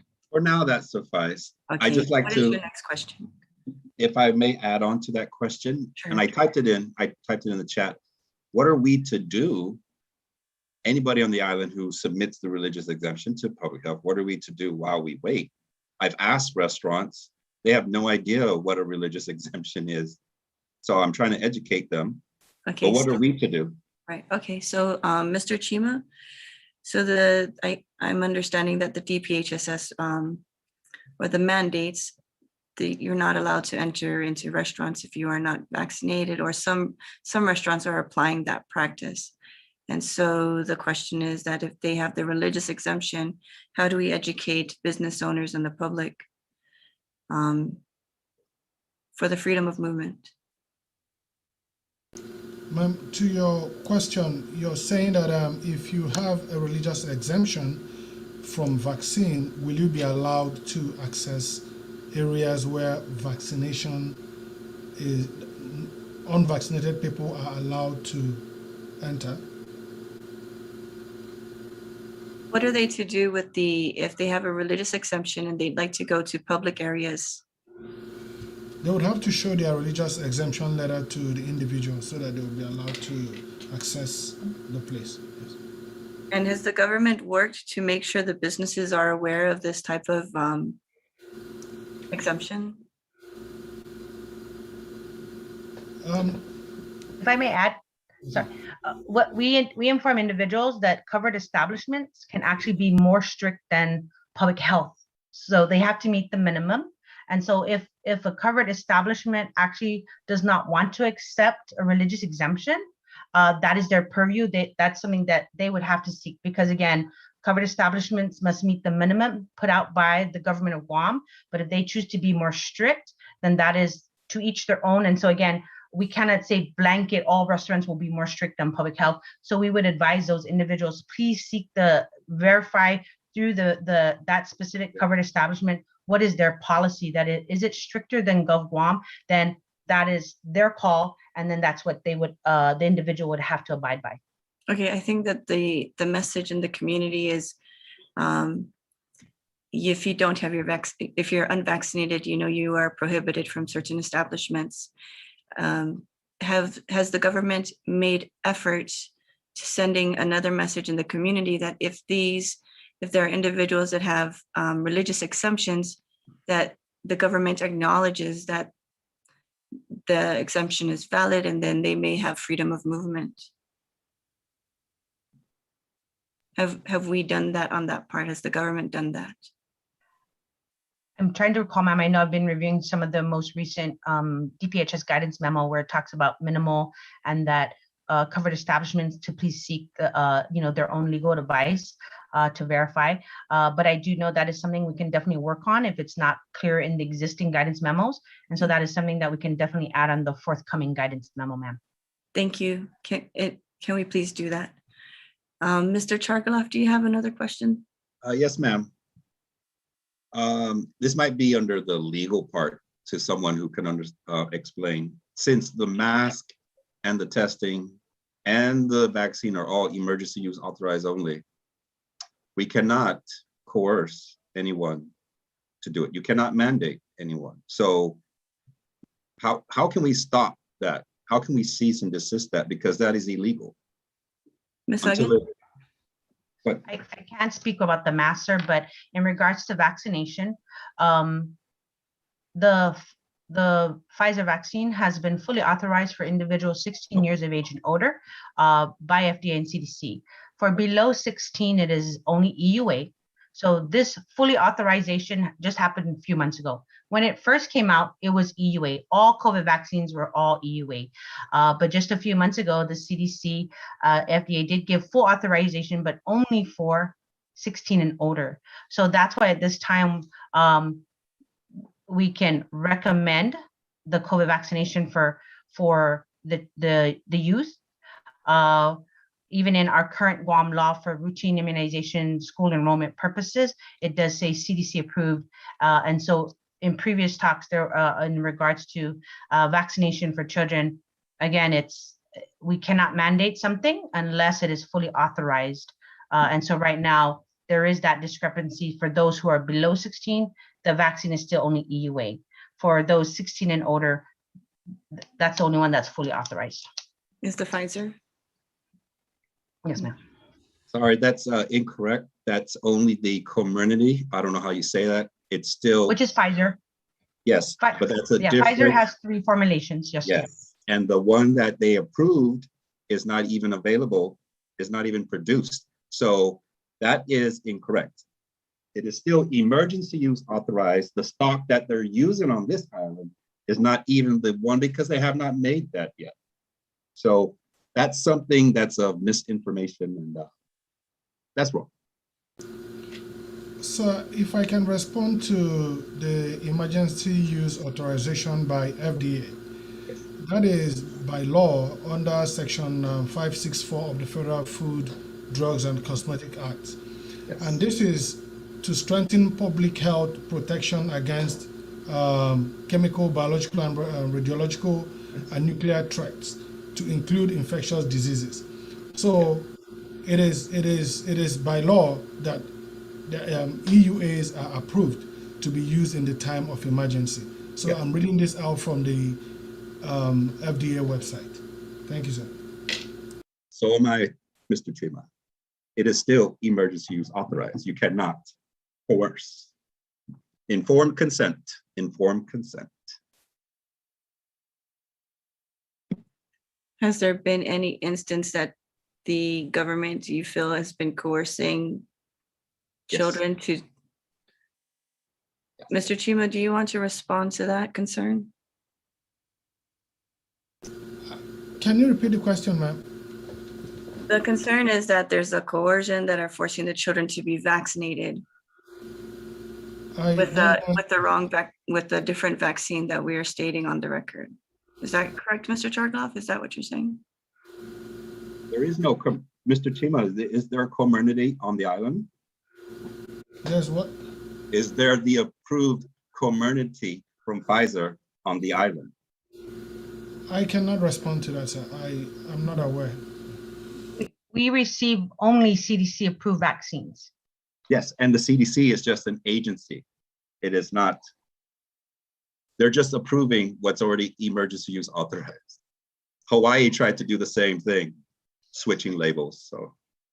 Yeah, so there's two kinds. There's both EUA approved and fully authorized. So Yes, based the on fully age. So authorized is not here. No. But coerce the students, they want to play sports. They're feeling coerced. They tell me when I was in class, they want to play sports, but they don't want to get vaccinated. So there's the coercion there. My daughter, who's 6, will not take that vaccine. Ms. Aguin, is the fully authorized vaccine available on Guam? yes, for 16 and older only.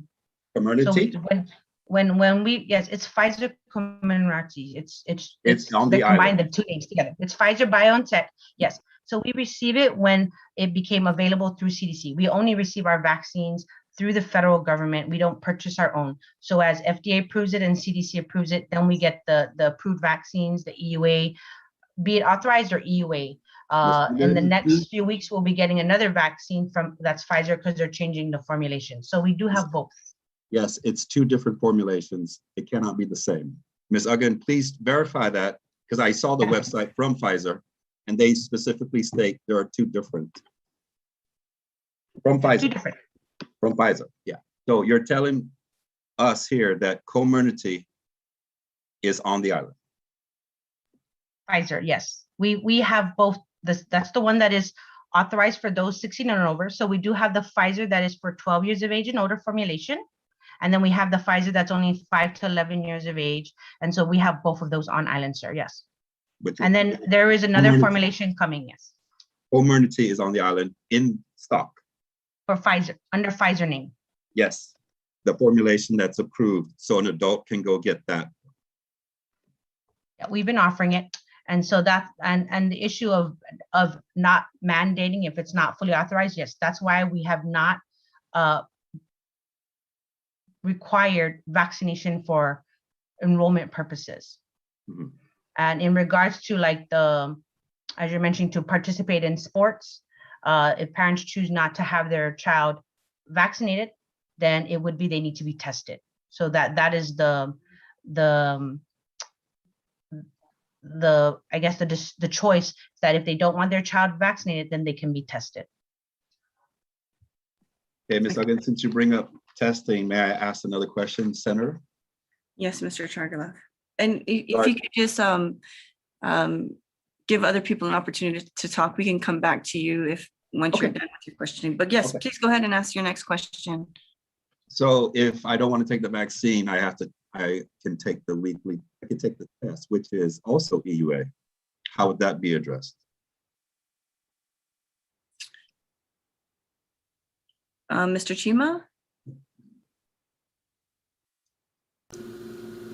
Ma'am, for COVID-19, a lot of the test kits and PPEs are all emergency use authorized because we're in a period of emergency, and FDA actually issued the EUAs for all that we're using. So we still follow the FDA guidelines.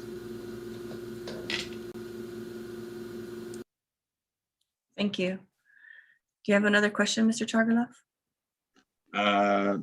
Not at this time. It seems like these aren't sincere answers, but I'll give you the floor to ask. I'll have anybody else speak.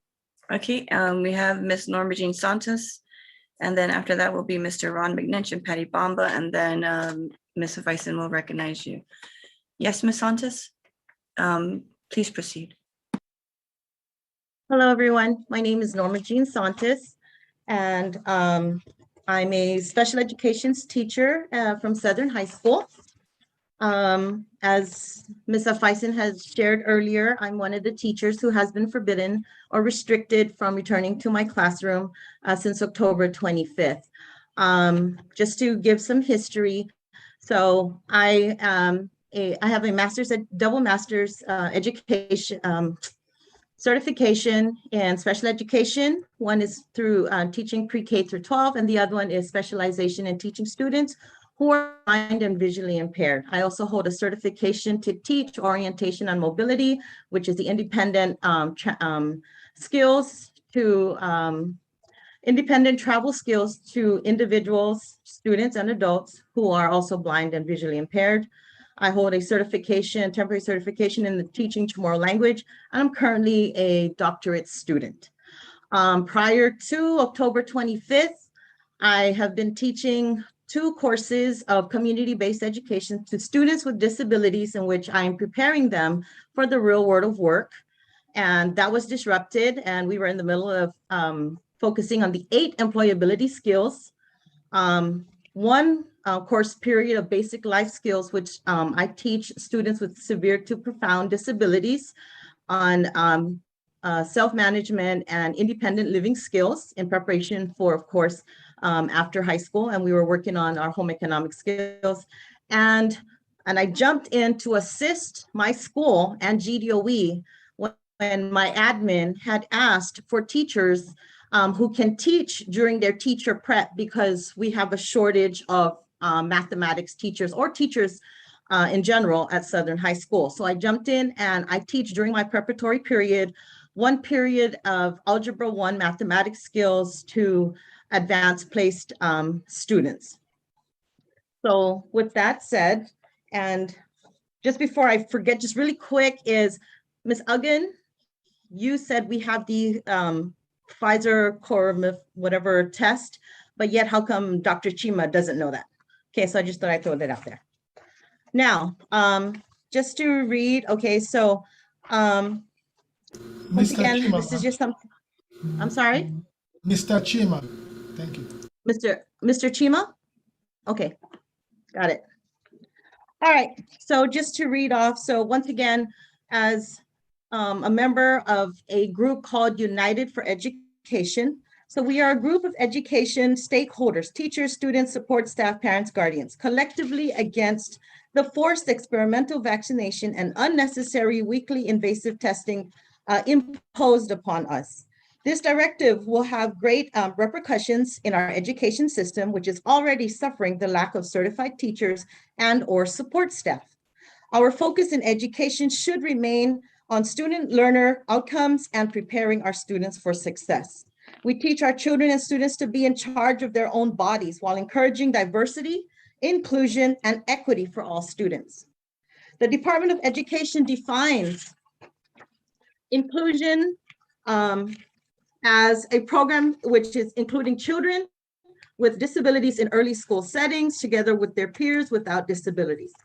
All right, so in the October 2021 press release from Senator Blas to the governor, it stated, if it is the intent of the governor to want to reduce the spread of COVID-19 virus, data has shown individuals who have been vaccinated and are still susceptible to contracting and spreading the virus. Then the mandatory weekly test that she ordered should extend to vaccinated persons as well.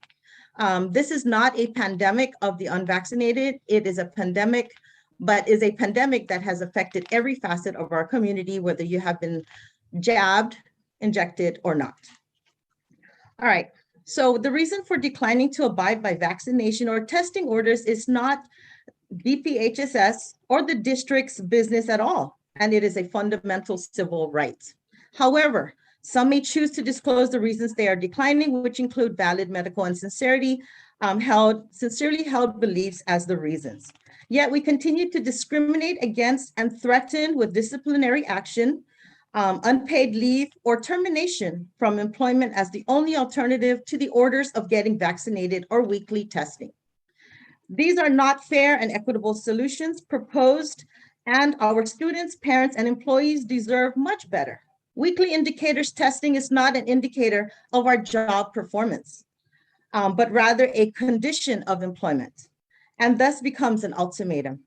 In that sense, it creates an unhealthy workplace environment. This test requirement basically singles out those employees that do not intend on getting the COVID-19 injection or shot, which will lead to negatively based treatment, biased treatment, and segregation, thus creating a sense of hostility in the workplace.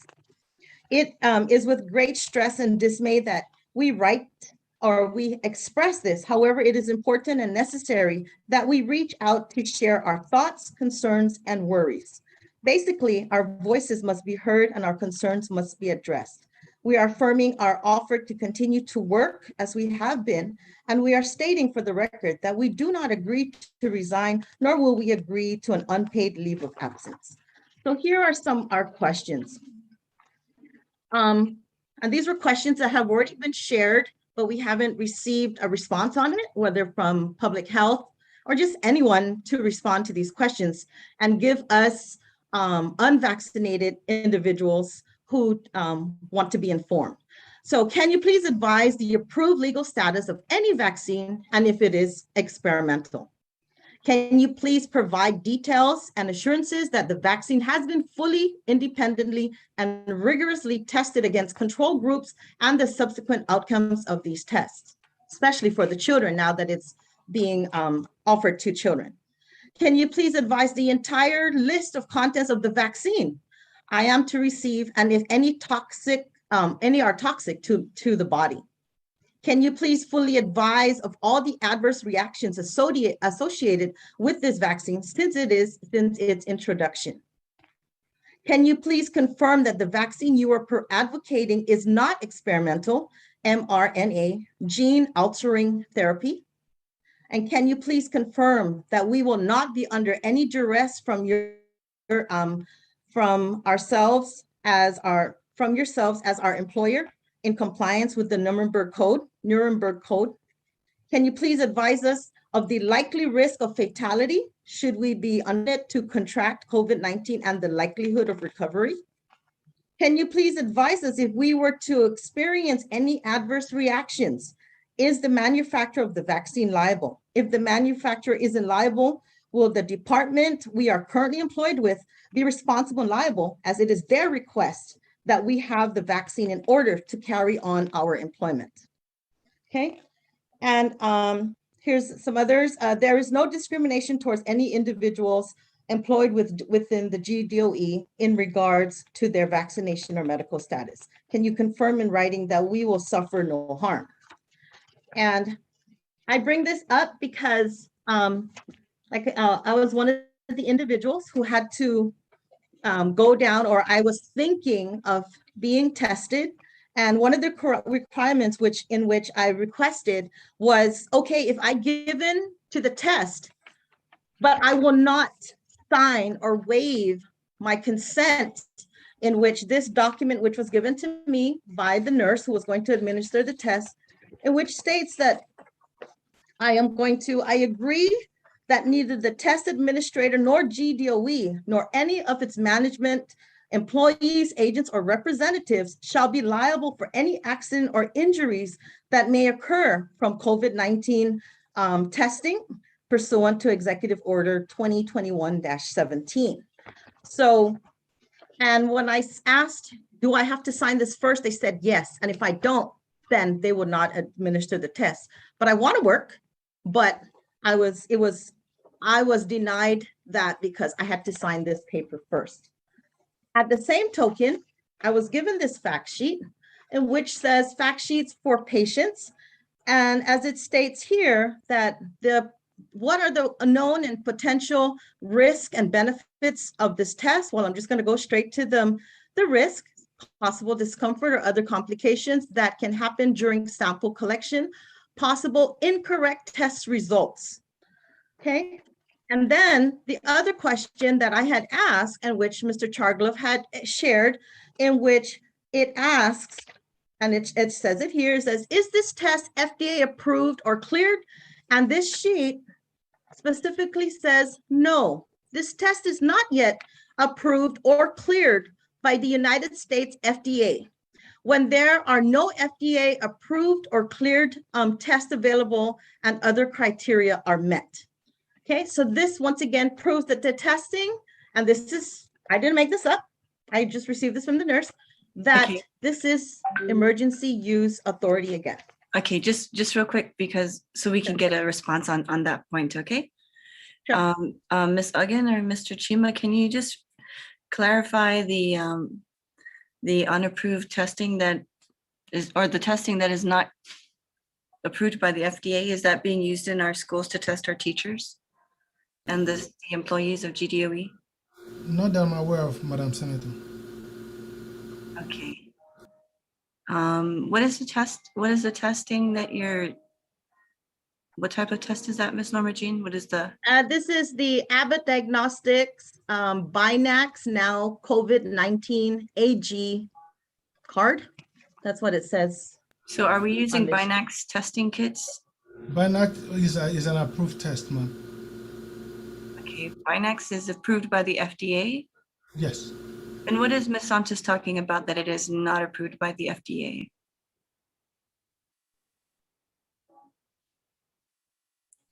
I hold the document right here and I even dated it.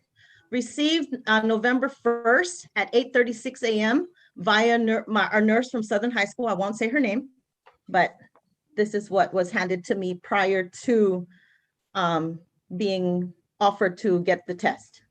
And it was not approved by the FDA. Correct. And this is the document. You can see it was torn off whatever sheet she was giving.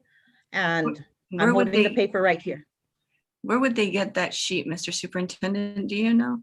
Where would GDOE get that sheet? Or maybe someone that oversees I can't really see the sheet. But if it's provided by us, it would come from the product itself or public health. I just want to clarify when Mr. Chima says it's approved, I'm assuming it's EUA approved. Yes. Can you guys see it now? So right. So I guess my understanding, if there's a distinction being made here, it's between fully approved and EUA approved. And I think what Mr. Chima is saying is, when my understanding is, it is EUA approved. Okay. I think we need to So get once again, EUA is emergency use authorization only. It is not fully approved. It's only under public health emergency, whatever. All right. So then with that, I just wanted to point out, because I have sent an email to my directly to the superintendent, following up on my religious. So earlier it was stated with a religious exemption. And I, once again, directly went through my superintendent, because I guess my admin is probably too busy. But once again, in compliance, I was following up with my religious exemption request, in which, and I noted here some of the information, And I pointed out some of the following, where it says, in compliance, the compliance procedures and process has been skewed towards the practical subjects. It is biased or distorted in a way that is regarded as inaccurate, unfair, or misleading. So the DOA circular, because even when I was forbidden to go to my classroom or to stay in my classroom, the first thing my admin cited was Executive Order 2021-17. Okay, and then all these other documents cite DOA. So DOA Organizational Circular 2021-25 dated August 13, 2021, and then there was an updated one on September 8, 2021, in which states, in accordance with applicable law, these individuals may ask to submit supporting documents for any claims of exemption. Okay, so, and then it says we were to send it to Mr. Robert Titano at DOA. So as the teachers that we are, we teach our students to follow instructions. So we also follow what is written in these documents. So, and then GDOE memorandum dated September 10th, which I know Superintendent educated me that there was an update to this memorandum, but it says to all GDOE employees, and this is the September 10th, 2021 memorandum, which states, I have provided the following information and procedures in our effort to gather and report our employee status. Current employees, and then it says all employees, full-time and part-time, and volunteers must fill out the certification of vaccination status form and submit it to your school or division administrative or administrative assistant or administrative officer. Mr. Chargaloff mentioned that earlier. I did the same thing. This form and its attachment, if any, is due no later than 12 noon Monday, which was September 27th. And then I just took some portions. It says exemptions, all exemptions requested will be sent to the Department of Administration's Equal Employment Opportunity Office for their review and approval.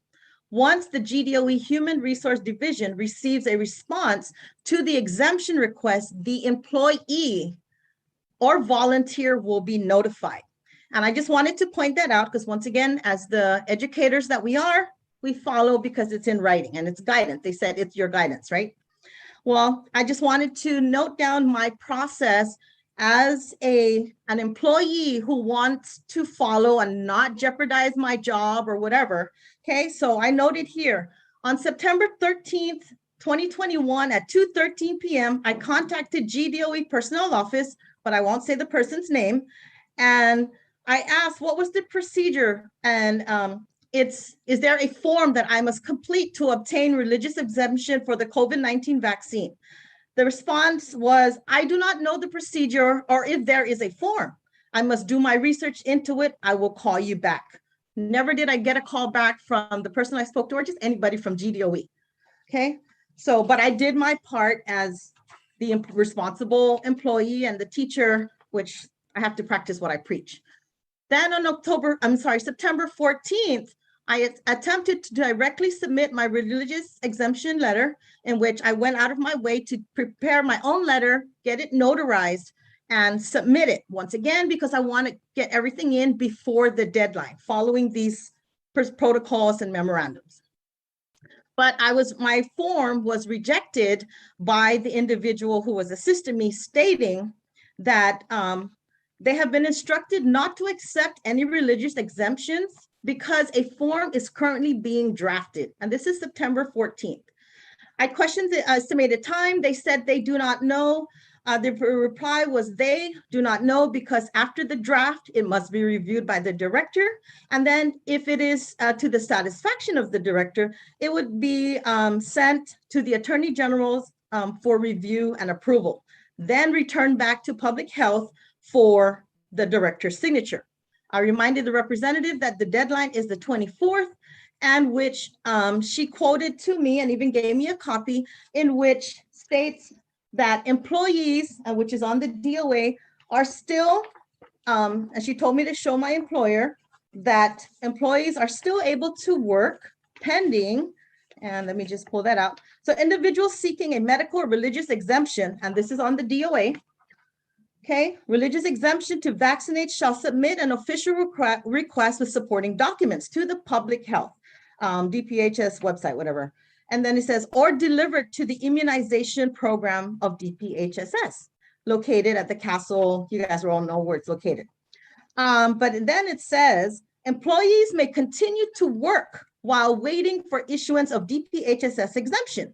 And then it says, employees who do receive medical or religious exemption shall be required to undergo COVID-19 tests weekly. Well, unfortunately, or no, maybe fortunately, I still have not received status on my religious exemption request to this very date.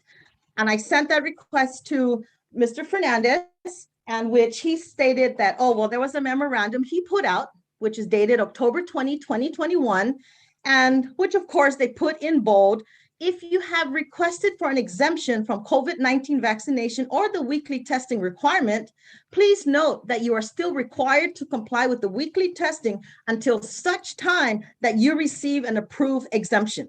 Well, as per Mr. Chargaloff, our exemptions are still sitting on someone's desk. We haven't gotten word. So, you know, that's a diabolical move. But I also would like to counteract his memorandum of 10/20/21 with this DPHSS guidance memorandum 2022-05 dated November 19, 2021. And that's where I read the excerpt about employees should still be allowed to work pending their, may continue to work while awaiting for issuance of a DPHSS exemption. So this is why, Mr. Superintendent, I requested that I be granted, or all of us educators who have been restricted from work, which I have been ready, willing, and able to work. And I requested that, and I have the email that I sent to Mr. Fernandez, I'm requesting that I be granted administrative leave from 10/25/21. Sorry if I'm stuttering because my Chamorro's trying to come out and I'm holding back. 20/25/21 to the present date, which includes today. Due to the fact that I was restricted by my administrator citing Executive Order 2021-17 from reporting to work and performing my duties as a teacher due to the mere fact of my COVID-19 vaccination status and my choice to not consent to take the weekly COVID-19 antigen test.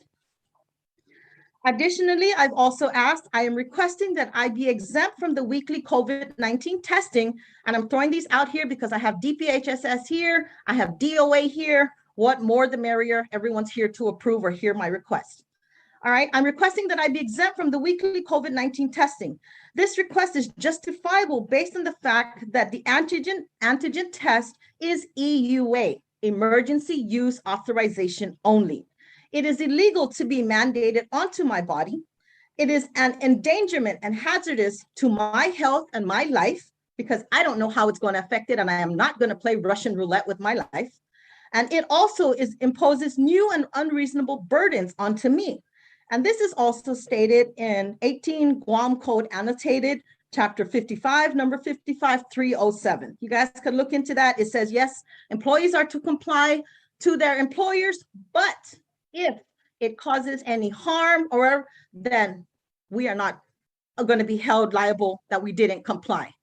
So unless GDOE, the government of Guam, the governor is going to pay for any medical bills imposed because of this vaccine that you are forcing me to inject into my body, and this test, which is still an emergency use authorization only to jab up my nose or whatever it is, then no.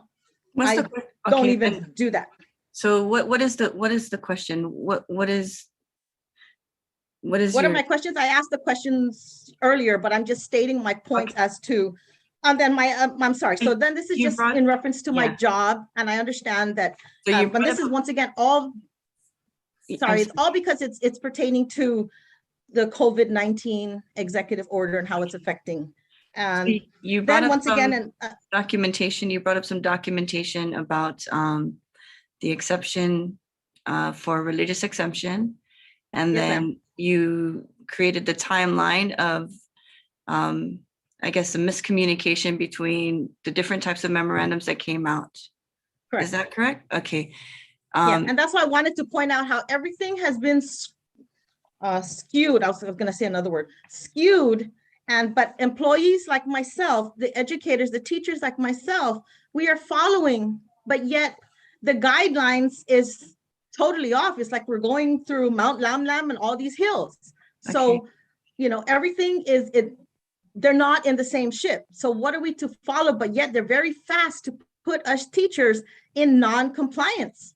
You blame us for being in non-compliant, but we have been attempting to be in compliant. The only thing I will not be in compliant is injecting some chemical into my body that they claim is supposed to protect me from contracting COVID, but I'm here COVID-free, and I even took a blood test, and I've taken care of 2 of my children who are fully vaccinated, who contracted COVID. I had to take care of them because I am their mother, but I still did not contract it, and I'm unvaccinated. So where's the science in that? You force everybody to be jabbed, you threaten them, you give them ultimatums that they're going to lose their jobs. Of course, everybody's going to freak because how they're going to take care of their children. But yet the science doesn't show it. So, and even just, yes, sorry, go ahead. Maybe DPHSS can help us a little bit here. Either Mr. Just Chima one more, or since Mr. Superintendent is here. I'm requesting to be granted the authorization to return back to my workplace so that I may perform my duties as a special education teacher in the manner that I have been doing so this school year, and even this school year prior to October 25th and all last school year, with adherence to the COVID-19 safety and prevention procedures as set forth by DPHSS since March 2020. And Senator Nelson, you saw my flyers that I brought. I did. So if you're telling me that this doesn't work, then I have been lying to my students because I have been following these safety mitigations, and it's plastered all over my wall. I've also, and I even during online, I've taught and even have childhood videos or children videos for my students with disabilities, teaching them about these mitigations. Wash your hands, keep your distance, cover use your mask. So then you guys are saying that DPHSS, and you are here in this group, that this doesn't work then? Because if that's the case, then please take it down, because I see it everywhere, restaurants, stores, classroom, remove it, because this has worked prior to whatever conjuring up of the so-called COVID-19 injection. This works. Okay. And this, I'll bet you, is why we are now full force with all our students back in school, because this is what you want to do, right? And this is what we're doing, because not all students are vaccinated. So we're following this. So why can't we continue to do this as even the teachers, the employees, the staff who are only temporary workers, and they're afraid to lose their job because in a blink of an eye and a snap of a finger, their admins can tell them, go home. Now who's gonna, there's no unemployment.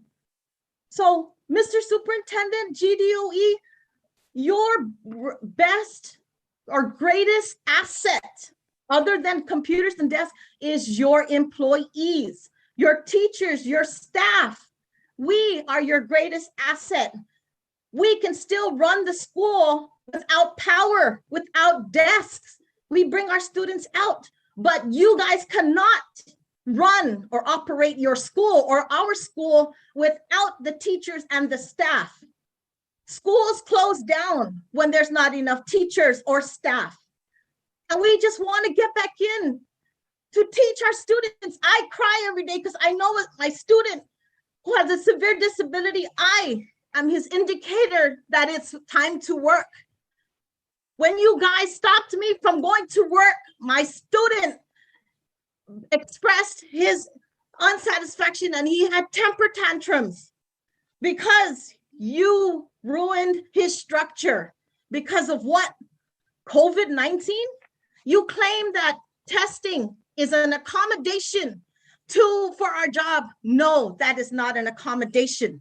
That is a modification to my job, because accommodation for me to continue to teach and do my job is either you let me teach the way I have been teaching in my classroom prior to October 25th, and I've also stated this to my admin, or let me teach online, or Let me go outside, bring my class outside to the hallway, 6 feet distance, open air, on which you guys, I know, got the canopies and tables and chairs, which you posted in the newspaper. That's what I have asked. Let me do that so it doesn't interrupt my students' learning. That's all I care for, is my students' learning.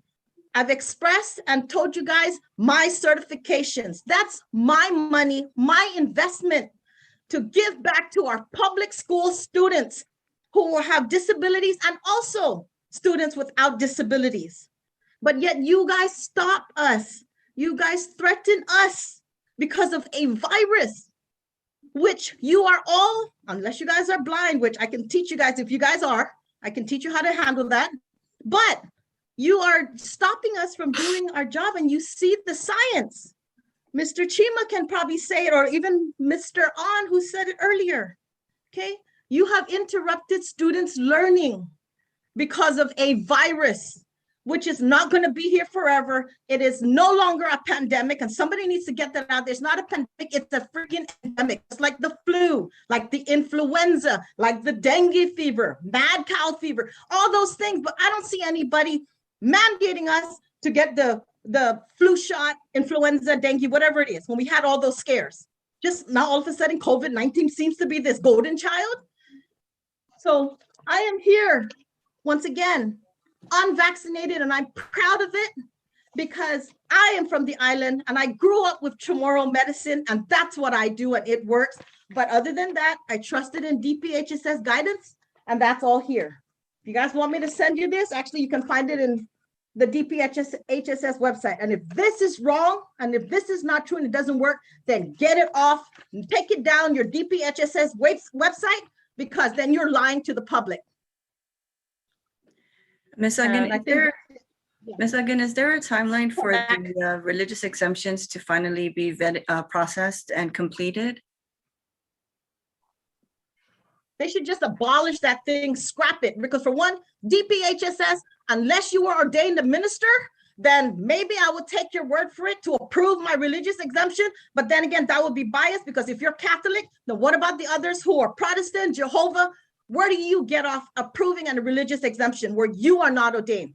DOA, unless you're a doctor that can say, oh yes, Norma Jean's medical exemption for testing is true and correct because yeah, her nose is sensitive to smell, her sinus, bleeds or whatever.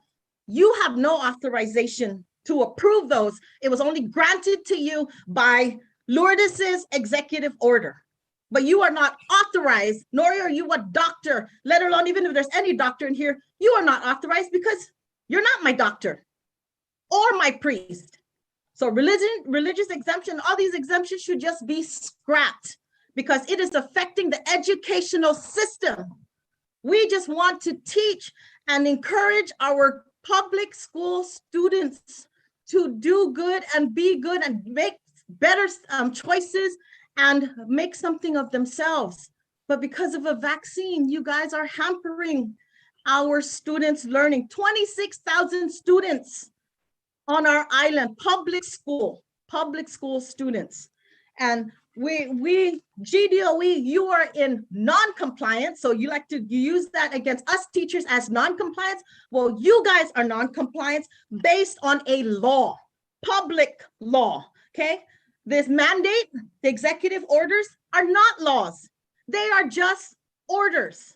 As per stated by a source from the Attorney General, executive orders are not laws. But public law, 28- which we find it, public law, which is to provide an adequate education for our students, is a law.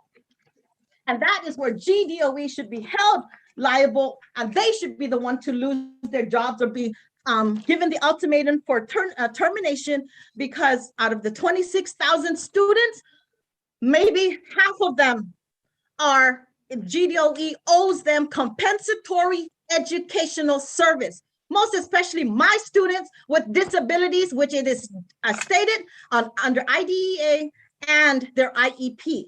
My students, when I was forbidden and restricted from attending my class or teaching my students from October 25th all the way up until November 3rd, were without a certified teacher. only a one-to-one aide who was just supervising them or watching them. So 85 minutes per period, students were not learning.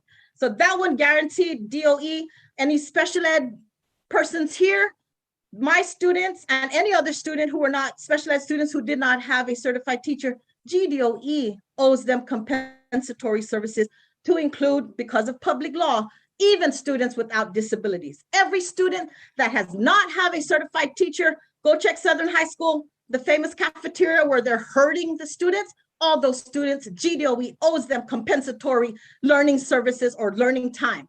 And that's going to be an additional financial burden to GDOE. You guys need to get that money from the governor since she's got all this emergency funds, and provide the education for those kids that are going to be future senators, future superintendents who are going to take over your seats, even take over mine, which is fine, so I can retire. But anyways, until that happens. But yes, so in non-compliance, that's GDOE who's in non-compliance. And GDOE, why don't you tap onto the government, because they were the ones who forced you to be in non-compliance. And okay, sorry, I know I said I was going to stop, but please also give a lot of credit to the human resource of GDOE, which is the teachers and the staff, especially the staff. They are wonderful people who are afraid of losing their job because that is their only form and source of income to take care of their children. How dare you guys make children suffer like that? When the rippling effect of what has been done is not only to the adults, it's to the kids. And we as adults are supposed to be protecting them. We're the ones supposed to guide them. And where's the guidance here? You guys made politics take over our educational system, which you shouldn't. We should teach them about politics, but politics should not take over the education of our students. Amen. Thank you. And okay, sorry. Okay, let's address one of the concerns was that you're not able to work. Is that correct, Ms. Santos? That Yes. GDOE is denying you to come back into the classroom? Yes. Okay. And what is the premise that they are denying you to come back into the classroom? My admin told me because I am unvaccinated and I must succumb to the weekly testing. If I refuse, then I am not allowed on campus. Okay. And every week I get an email saying, if you agree if you consent to the weekly testing, acknowledge this email, and then I will give you further instructions. So the individuals on the gates have already been given instructions as well. Do not allow Norma Jean Santos to come in unless I give you that directive, because Norma Jean Santos has to consent first to the weekly testing. But I don't want to consent to anything because I will not release liability from this government and DOE when I'm not asking to be tested. And that is not a part of my job. I'm not going to be teaching COVID-19 testing to my students or teaching them how they're going to stick the thing up your nose or whatever. My job was just to educate my students with mathematics, living skills, getting them ready, which is our mission statement, to prepare our students for life. That's my job. COVID-19 vaccine and testing has nothing to do with my job. Okay. But you guys impose that. So, Mr. Superintendent, this weekly testing is not an accommodation. It is a modification. Perhaps Search up what accommodation is defined as and modification. I'm a special education teacher and I write that all the time. Thank you, Mrs. Santos. So perhaps we can ask the question, if the logic and reasoning behind requiring weekly testing for those that are not vaccinated be readdressed.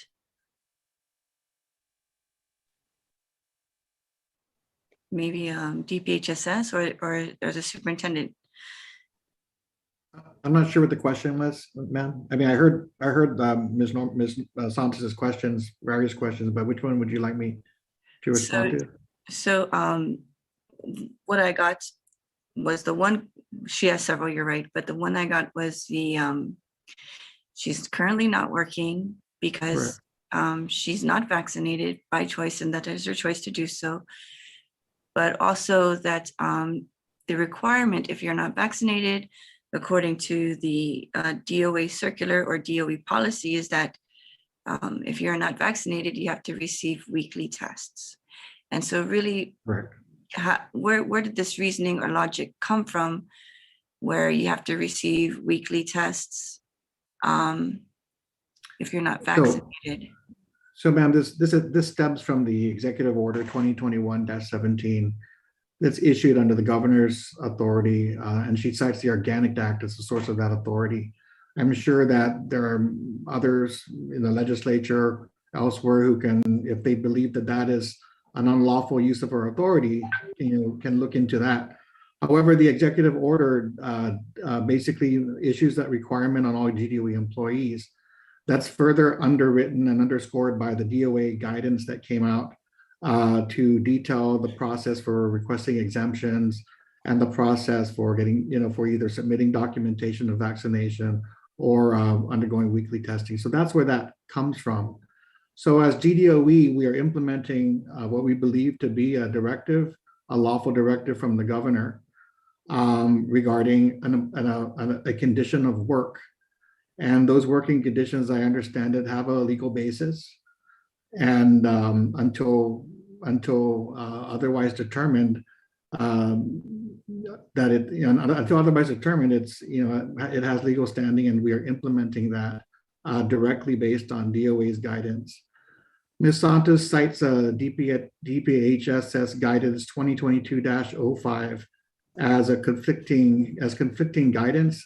All I can say is that guidance refers to covered establishments, not government agencies, and those covered establishments are defined in that memo. So there may be an argument that those are inconsistent or different types of applications, but I would just say that public health guidance memo does not apply to DOE's enforcement of the mandate. That's the enforcement of the mandate is pursuant to, again, the executive order and the DOA guidance memos. I did respond to Ms. Santos's inquiries. I think many of you are also copied on it, so you do have more detailed responses in my. Yes, I have that. I was going to read that too, but I just wanted to point out. So so on your memorandum dated 10/20/21, you cited a DOA circular 2021-25, 2021-25A. So that tells me that you've also gotten the guidance from the DOA, okay, and DPHSS and all that. So for you to say that it only refers to private or whatever covered establishments, well, isn't a classroom covered establishment? No. How does that not? No, covered establishments are clearly defined in public health in the guidance memo 2022-05 that you cited. So if you refer to that memo, there is a particular definition of covered establishments, and those covered establishments, I believe, include such things as gymnasiums and shop. Yes, sir. And then also that was the same memorandum that was handed to me by the representative as DPHSS, and she even marked it with a pen with the arrow stating, if your employment is going to not allow you to continue to work, you show them this memo. And that's why I'm citing that employee, I would love to follow up with public health on that, but that's counter to the public guidance. health is here. Yeah, Ask and them they right are now. here. So yeah, There you go. Absolutely. I can't speak for public health, but I think that's Exactly. I understand, and that's why I brought it out, because everybody is here. Everybody is here. So once again, Can you please answer the Ms. Santos' question? Ms. Santos, can you just restate your question for Mr. Chima? Thank you.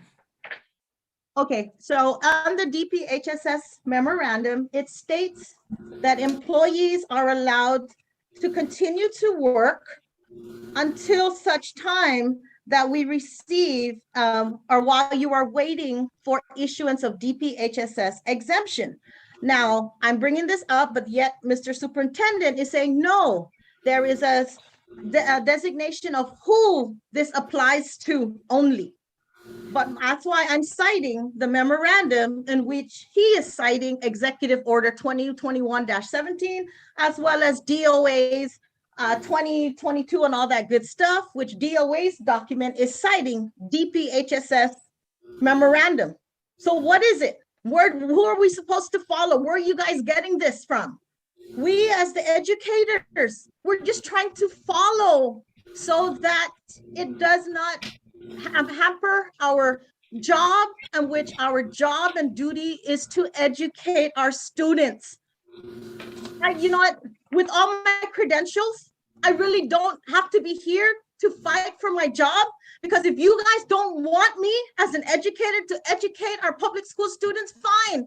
I can find somewhere else, but that's not what I want to do, because I want to give back to my community, my island's children who are not fortunate enough to pay for a private school. I can easily go to other schools, but I choose not to because I want to help our students, our public school students. But then you guys give all these citations and protocols, then we follow it because we don't want it to interfere with our job and take away from our students' learning. But then yet you guys treat us like criminals. You discriminate against us. My admin specifically said, you cannot be in the classroom because you're unvaccinated. Well, dang it, how come you didn't tell me that how many months ago when I've been in the classroom unvaccinated, performing 3 modes of learning, even right now where I was told I should file a grievance because before I was restricted from going to my class, I was teaching online students, face-to-face students, and accommodating my students with disabilities who parents ask, can they be given hard copy assignments? But did I go file grievance? No, because I'm doing it for the students, not for you guys, not for the parents, because you guys all graduated already. You guys all have careers. It's the kids who are looking up to us and depending on us to give them proper guidance. And then you guys throw politics into education. Shame on you guys. Amen. That I'm here. Okay, Mr. Fison, please do not speak out of turn. So why is the, what was the logic and reasoning, perhaps DPHSS can answer this. What was the logic and reasoning behind requiring GDOE employees that if they are unvaccinated, that they have to get tested weekly? Is there a scientific formula that this decision was made on? What was the logic and reasoning for requiring that for, I'm thinking all executive branch employees, right? So what was that logic and reasoning requiring them that if you're not vaccinated, you must continue to get weekly testing? The reason is to make sure that those that are unvaccinated are tested to make sure that they do not have the COVID-19 virus. Oh my gosh. Okay. Does the vaccine prevent us from getting COVID-19? Not 100%, ma'am. At what percentage would the vaccine prevent us from getting COVID-19? I'm not talking about the symptoms, just the vaccine, us getting COVID-19, yeah. Initial studies, when it first came out, these vaccines came out, they were saying if it's the mRNA, you're looking about 95. Janssen was lower, below 80. So depending on what vaccine you had. However, you also have to factor in individuals' immune system. And so over the course of the past year, they recognized that people with weakened immune system may not respond to the recommended schedule. And so that's why several months ago, they recommended individuals with immunocompromised conditions would need an additional dose, because what the research had shown at the time is if 2 doses should be adequate. If it's mRNA, 1 dose should be adequate for Janssen. However, now you've seen immunocompromised, you need an additional dose. Then they've noticed over time, and again, they continue to research and study, because yes, these vaccines are all new. Again, responding to this new virus, right? And so again, there's consistent studying happening and monitoring for vaccine safety, vaccine response, vaccine efficacy. And so they noticed waning immunity. The vaccine efficacy was dipping down, even for those who did respond to the recommended primary series, as they call it. And they said, you know what, we need to boost it. And again, Every person is different. Our immune system is different. We're all unique. And so again, it's not 100% guarantee. That's why too, we always screen. Even if you had the first dose of the mRNA, when you come for the second dose, we have to screen you, because by all means, we do not want to cause harm. If someone has an allergic reaction to the vaccine, or a component of the vaccine, then definitely you would be considered medically exempt. You should not get it, because we do not want you to have any serious medical condition from the vaccine when it's supposed to help you. So we do screen for every time, every person who's going to be vaccinated, be it COVID or be it routine immunizations. That is a requirement for Guam. We screen you. Okay. And so, Ms. Uggan, yes. I'm sorry, but Ms. that was one of the questions. Let My her finish, bad. and then Go you can, ahead. thank you. I'll call on you. Thank you, Ms. Santos. Go ahead, Ms. Uggan. Please continue. Sorry, I can't. Did I answer the question? Is there another one? Okay, Ms. Santos, Ma'am? you wanted to follow up with something? Yes, that was one of the questions that we had sent to DPHSS and everybody, like, what are the chemicals in this so-called vaccine or injection? Because once again, that is one of the main reasons why I refuse to get this injection, because I don't know what I'm allergic to. Even the doctors that I'm paying big bucks to just go and get an excuse note so I can still get paid for something, they can't determine what I'm allergic to until such time you inject it and I get allergic. And I am not going to play Russian roulette. And that was the question we had asked. What is in these chemicals or this injection, so that we can make a knowledgeable reasoning as to, oh, should I take that? Am I going to break out in hives? Am I going to get sick from it? And if any of you guys want to talk about booster, amutsamoru, I will tell you guys what kind of amutsamoru that I take, because I must have silver bullet immune system, where I took care of 2 of my children who are fully vaccinated and contracted COVID-19, but I didn't experience any symptoms, unless my mother instincts was so angry that COVID was afraid. So I would just ask, ma'am, I'm not aware of the questions. I was trying to write down when you were giving your testimony on your different requests of information. So depending who you sent it to, Ms. Santos, I would request that if I can receive that list of your questions so that we can provide you the requested information, ma'am. Okay, so there's a point of contention here where you mentioned that if you're medically exempt, then we don't recommend, if it's going to cause you medical harm and your doctor says so, then we don't recommend that you get the vaccine, right? We don't want to harm you any further. So if there's a medical exemption, would you still require testing for those individuals? Weekly testing for those individuals? As it stands on the guidance, ma'am, it says yes, if an individual is given religious or medical exemptions, and this is on page, I want to say page 6, and this is the 2022-05. Ms. Santos has referred to that. As it stands on our guidance, this is under section B, number 5, and it's letter D on page 6 of this guidance, that if they do get the exemption, then they would have to still undergo weekly testing. I do know, though, that there are individuals who've received medical exemptions for both the testing and the vaccination. And then again, that is something between the individual's primary physician, and that medical exemption is then given directly to our interim chief medical officer for his final disposition. Because yes, we are not the physicians. The immunization program is the conduit. So when they turn in their medical exemption applications, we hand deliver it to our interim chief medical officer, Dr. Robert Leon Guerrero, being mindful again of keeping this information confidential. And if there's any questions that he may have on this individual's application, it is something that he will address directly with that person's physician. Or we've even had the situation where we've had to ask the individual, the doctor needs more information. Can you ask your physician? Because there was something, and again, that's for case by case, getting that information, ma'am. What percentage is Guam populated? Guam's population is vaccinated. At what percentage is Guam's population vaccinated at? We are in the mid 90s because of the expansion to the 5 years of age and older, ma'am. Okay, and at what point is DPHSS discussing to revisit the policy between if you are not vaccinated, you have to be tested weekly if we are over the 90 percentile. I will have to Mr. defer Chima? to my Chief Chima.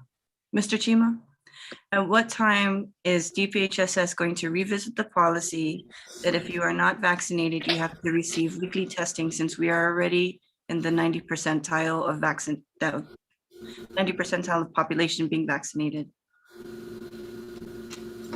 Ma'am, we would discuss with our technical team, but right now we're So still. there has not been any discussion. No, we're still focused on vaccinating the 5 to 11 that have been recently approved. Yes, ma'am. And we just currently. What is the threshold? Okay, but is there a threshold that that DPHSS has discerned that says, okay, this is the threshold, we have 90+% of our population vaccinated? When will we start releasing these, removing these kind of disciplinary actions towards towards the government employees? Like I said, ma'am, Unvaccinated. we would discuss with the technical team, to look at that. But currently, we're still focused on vaccinating the 5 to 11 that has just been approved. Okay, when do you plan on discussing it with the technical team? Not today, Tomorrow. ma'am. Not today, ma'am. So I would get back to you on that. If we have that discussion, then the discussion will reflect in the Mondays that will come after that. Okay, so do you have like a weekly meeting with your technical team to discuss these kind of policies that you set forth? Yeah, like currently like I said, we just got approval for the 5 to 11 vaccines. So we're looking at increasing vaccination within that group, and also trying to increase our boosters because of the recent study that shows the waning immunity of some of the vaccines. So we discuss every matter with the team, but like you stated, I think the mandates will be discussed also. Thank you. I would just ask that you would put it on your agenda for your next meeting with the technical team. Yes, ma'am. Okay, thank you. Yes. Thank you very much. Okay, Ms. Santos, is there anything else? Any other questions? Okay. Mr. Remember, I'll come back. Okay, thank you. Dr. McNinch, thank you for waiting. Please proceed. Thank you, Senator. And certainly thank you, senators, for being here at the late hour. And I do appreciate the interested members of the legislature being present for the hearing. And certainly I appreciate the testimony and information provided by your previous guests here at this meeting. My name is Ron McNinch. I'm the business representative on the Guam Board of Education. I was appointed first by Governor Calvo and then later by Governor Lulian Guerrero. I've been on the board for about 5 years, and I'll be finishing my appointed board service next year. As a business representative, I often ask pretty much a straightforward question, and that is, what does the data say on a lot of these questions? And so I'd just like to kindly point out just a couple of data points. Unfortunately, I was not able to discuss these things in detail with either the chair, who had to unfortunately leave a little bit early, or with the superintendent. And so if any of my numbers are off, I'd please like them to correct me if some of the numbers I'm going to mention are off. Basically, there are about 3,500 school teachers in the Guam Department of Education. 60 have not been vaccinated, and 3 refuse to either be vaccinated or get tested. So we're talking about 3 people who do not want to be tested and do not want to be vaccinated. Of the 60 who are not vaccinated, there is the standard weekly test. I work at the University of Guam. The same policy applies to us at the University of Guam. If you're not vaccinated, you get tested. We work with students all the time. We have a duty to our students. And I agree 100% with many of the speakers tonight. The science and the details on this pandemic really delve into the unknown. And we simply have to try to do the best that we can based upon the best information that we have. And I do certainly want to say I greatly appreciate all the efforts from the superintendent and the staff and the employees at GDOE for serving our community and students. And also, I appreciate greatly all the efforts from the Guam legislature during this time frame during the pandemic. So that's pretty much my statement or a few of the comments. But please require from DOE, and I don't mean to say require, but please get the data from DOE of the actual numbers that we're talking about on this issue. And I think that will help to guide the conversation quite a bit. Thank you, Madam Chair. Okay, thank you very much, Dr. McNinch. Ms. Patty Bomba, are you present? Miss Patty? Yes, I am. Oh, hi, Miss Bomba. Please proceed. You can call me Miss Patty. Nice to see you. Hi, thank you, Senator Nelson. Good evening. It's nice to watch all these people. It's like me covering a class and seeing who pays attention. But anyways, my first thing is once upon a time, March 13, 2019, something hit the world. And there it is, the pandemic. And, you know, I faced a lot through that. I did a lot. Thank you, Mr. Mendiola, for assisting when I needed assistance in getting a laptop to use for myself. But, you know, Millie's a good teacher. Yes, I'm from once a bee, always a bee, once a bumblebee. And just to let you know, this year I faced having my mom sick. And I tried before I left to get public health to let me come home to my husband. I'm the caregiver, sole caregiver. Hats out to caregivers because it's a lot of work. And I work DOE. And you know what? I'm going to tell you, when you apply for that job, they say you're here for the children. And yes, I may not be an educator, but I'm there for the children. Because you know what? We're there. They tell us everything. Anything that happens at home, we are there for them. We listen. When we can help, we help them. Okay, so back to public health. I submitted my letter that when I come back from my trip to visit my ailing mom, if I can go straight home and take care of my husband. Public health, your website was down. And you know what? I'm in California, and let me tell you, the air was great. Everything was great there. It felt like Guam before. And to have to worry about taking care of my mom, getting public health to answer. The only one that answered is Mr. Aptekar. Mrs. Tyron didn't answer. And you know what? To have somebody reach out, like we do our work at DOE, and we have to answer. If they say we need this, we got to give it. You have people above you from the director. That's where I submitted my letter. Nobody ever answered. I needed to get home to take care of my husband. My mom's sick, my husband's sick. Your website was down. Doesn't your IT look at that? I tried calling. My doctor submitted the stuff. You know what? You know what my doctor said? My husband should be dead. He shouldn't even be around. But you know what he said? He's a miracle. But you know what? I think he tested me to be in that quarantine because you know why? He said, Mr. Aptekar told me when I arrive in Guam, I can find a social worker and that social worker can help me since I haven't been answered. But guess what? After 5 o'clock, they're all off. And then I called the number and they said, oh, they're not here until 8 o'clock in the morning. But I thank Mr. Aptekar for getting in touch with me because he tried all he could. And all the peons like me that do our work kept on answering me, trying to get somebody to give me that A-OK to go home to my husband. But you know what I saw? They test you daily. Hello, I never even reached 99, 98, 97. It was 96. We can't even go out.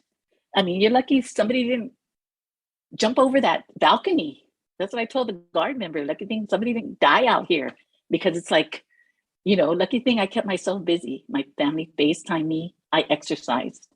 Mr. Chima, you answered you said you called me the second time, because you know what? Guess what? The first time was when my mom was sick. The second time I left is when my mom passed away. And that's when I went to the public defender, because I was getting tired of this charade. Public health, now they're answering their phone. When we don't answer our phone, we're going to get in trouble. And I'll tell you, back to public health again, my own work site, I became a contact tracer. Public health called later on. They told me to stay home. And then public health says this thing. My boss says this thing. The nurse tells me this thing. My doctor says, listen to the nurse, because the nurse is the medical. But public health, oh no, this line is too full. This line they don't even answer.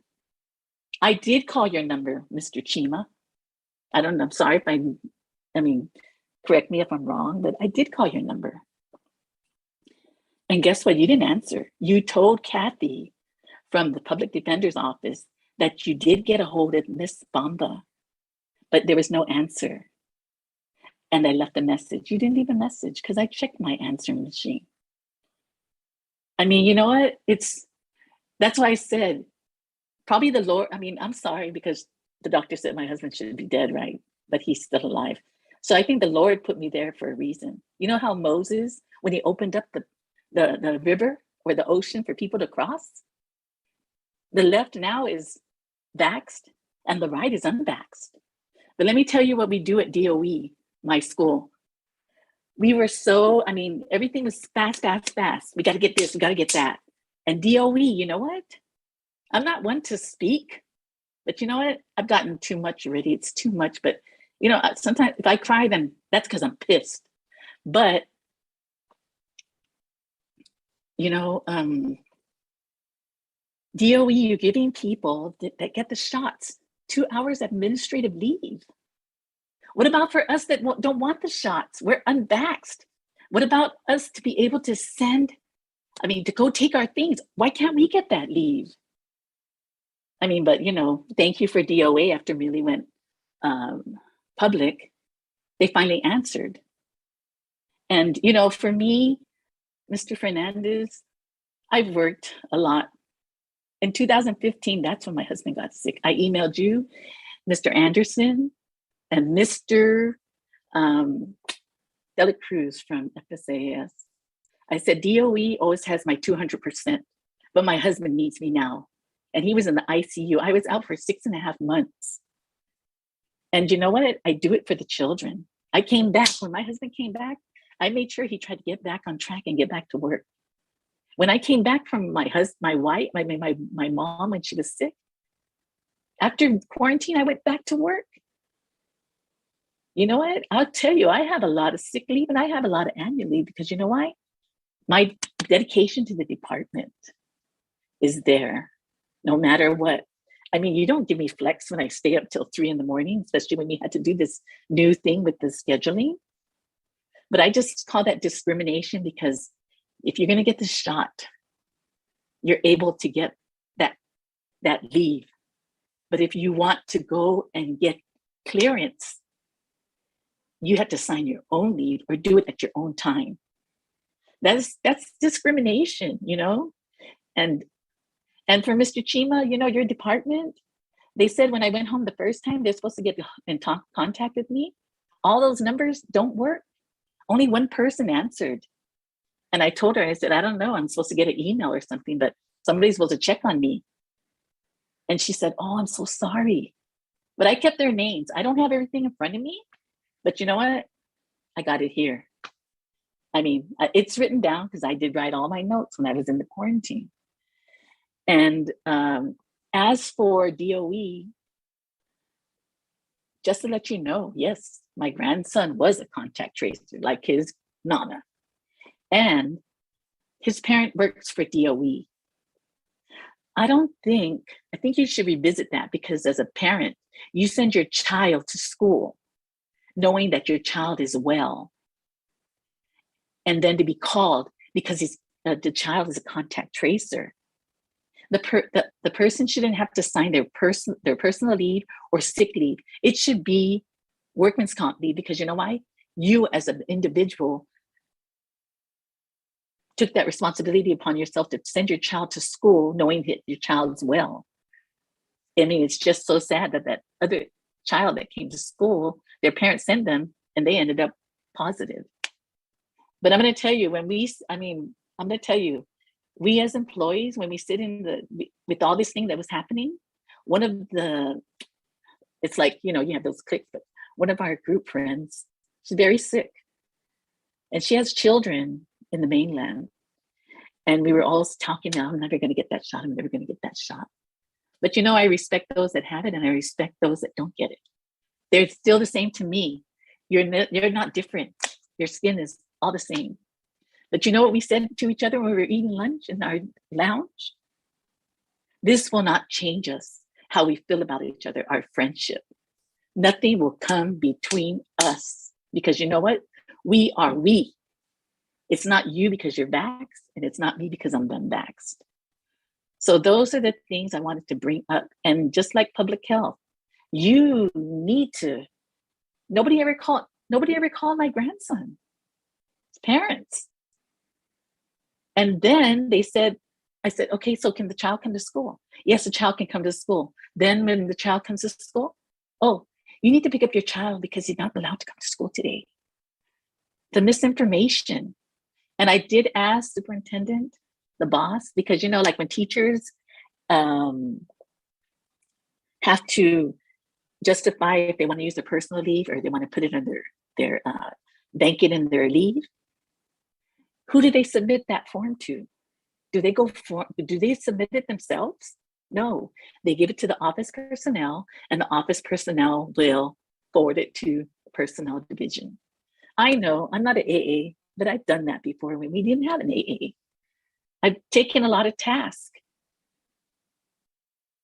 But you know what? It's just so sad. I mean, I like to say a lot of things, but I'm a caregiver. And I've got to get back to my husband, but I wanted to listen to this, and like I said, I don't know if you can see my divine mercy up there, but he doesn't sleep. I even told I even asked my boss, asked why weren't we allowed to just drop the things to you guys in the office? You take it to personnel and have personnel dish it out to wherever they need to do. But she said it was a guidance from you. In the beginning, I have to check on the guidance. Now I can't believe that now that the kids don't get the shot, they're gonna have to be submitted to the test. That is so sad. I'm just glad I don't have any more children. It's just my grand I think about, but I don't have more children in the department, but I will be a voice like Mr. On if I did still have a child in the department. And everybody knows me at Agania Heights, once a bee, always a bee, and we're there for the children. And so that's why I wanted to say, being discriminated for not having that leave to be able to do what we need to do. And also, Mr. Chima, when we turned in that submission, the letter from our doctor and for my religious exemption, you guys had the time to create that form. You guys call when they're already saying, oh, we're going to start this at the school. You guys call and said there's another form to be. I said, wait a minute. I do registration. And I know the children, the parents have to go to you guys to get that exemption. I mean, do they know that there's other kids on campus that don't have shots? Why is it so hard? The doctor, let me tell you one thing about my doctor. He gave the letter, I submitted it to you guys. Then you guys created this new letter. And my doctor said, oh, he cannot fill that part out now. But you know what I said to my doctor? I didn't get upset. I said, Doc, I understand. You know why? Because it's all about control. So remember, like I said, Moses, when he opened up the ocean, it's for everybody to pass. Now it's not. It's to the left, the vaxxed, to the right, the unvaxxed. thank you, Ms. Nelson, for letting me speak. You know me from the Bumblebee School, and thank you for everybody that's been out here. But I have a lot to say, but I might forget what I had to say, but at least I said it out. Thank you, Ms. Patty. If I remember, I will submit more to you, Ms. Nelson. Okay, thank you very much. And God bless you and your husband. The Thank you. leave policy, perhaps Department of Administration can explain the different types of leave policies in response to those being vaccinated and the unvaccinated leave policy. Shane? Hi, good evening, Senator. So basically the leave policies in regards to the employees, the way it was structured was basically they have an option, right, to take the vaccination. If they get the exemption from public health, then they'll be subjected to the weekly testing. They can request from DOA exemption from the testing with a medical certification from their physicians. And I think this came up earlier. DOA doesn't look at it from the standpoint of a medical perspective, but we try to ensure that there's coverage on the discrimination side, EEO, ADA. But we basically concur if they turn in a certification from their physician, we just concur with their physician's findings. It's just to ensure that there was a process in place to vet the request to be exempted from testing. So it's a pretty simple process. We get the request and we kind of look at it as we do with any other leave policies that we administer that require medical certification for, we don't question the conditions, we don't look into the medical. So basically if their physician says that based on what they're being treated for, we recommend that they be exempted from the testing. And I think this alludes to what Ms. Uggan was saying from public health as far as the nasopharyngeal testing, how it can be harmful to some people who have certain conditions. So that's the perspective that we come from on the testing. Okay, so if they have a doctor's exemption, they don't have to get tested, and DOA will honor that. Right, we basically And they just can still show up to work. Yeah. Okay, and then what is this of the leave where those that were vaccinated were allowed 2 hours of leave, but those that get tested are not afforded any leave? What type of leave is this? Or does this leave test? For those that get, okay, I'm sorry. So we're looking at those that are vaccinated versus those that are tested, and whether or not admin leave is well, it does provide. So the way we structured the testing portion of the policy was it has to be coordinated from the department with public health at designated testing sites. So when the department does coordinate with public health at those sites, they're not charged leave to get tested on the lane agency side.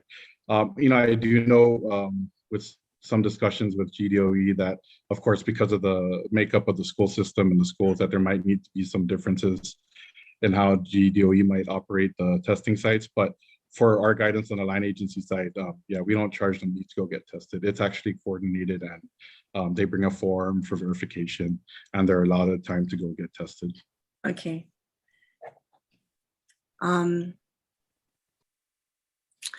If you get tested and you are positive, what is the procedure? And perhaps DPHSS or DOE representatives, if you get tested at the school site and you are positive, what is the procedure after that?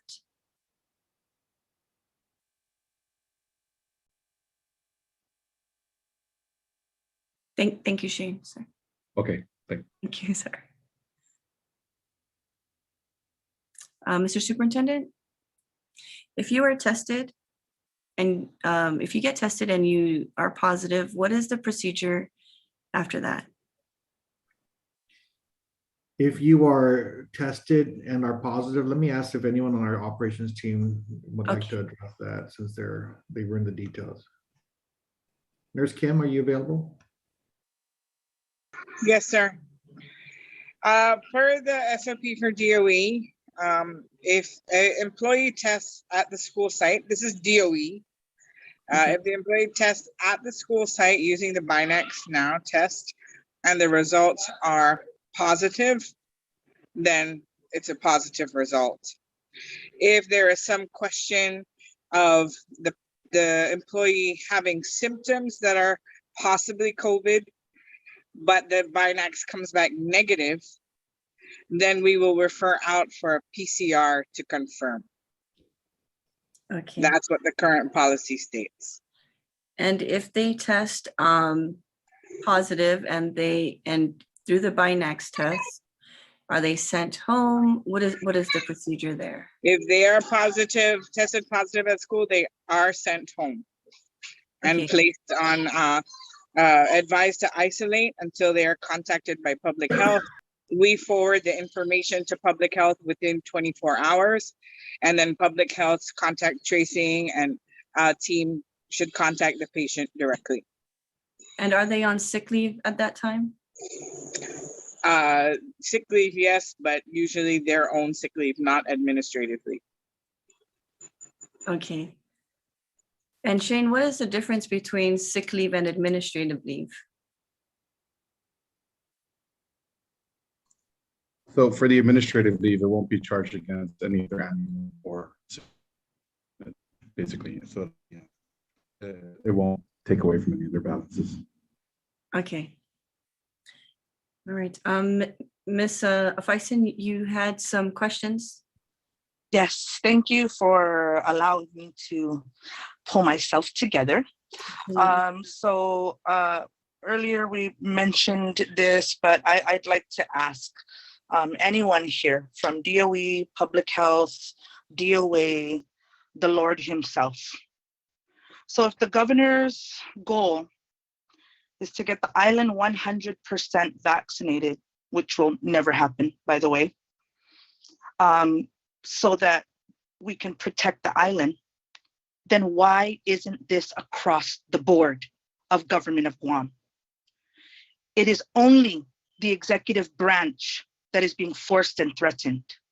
The legislative branch, not required and no guidance. It's by choice, as it should be for all. So does that mean that unvaccinated legislative branch employees are safe from the virus? Autonomous agencies are not required. My husband just resigned from 25 years in the government because I cannot work on Guam anymore. His agency didn't bother him.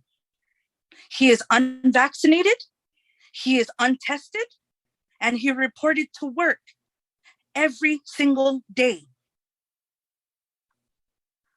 GCC was not required, but is now required. We have tourists being invited to our island to get vaccinated or tested or whatever this administration is trying to do. So please, someone explain to me the logic. Our school sites are still, have been, still are, and will be a mix of unvaccinated, vaccinated, exempted, tested, weekly tested, not tested. How does that protect anyone? How does that prevent me from doing my job and being with my students? So someone tell me, if this is not required across the board, why the obsession to vaccinate all GDOE employees?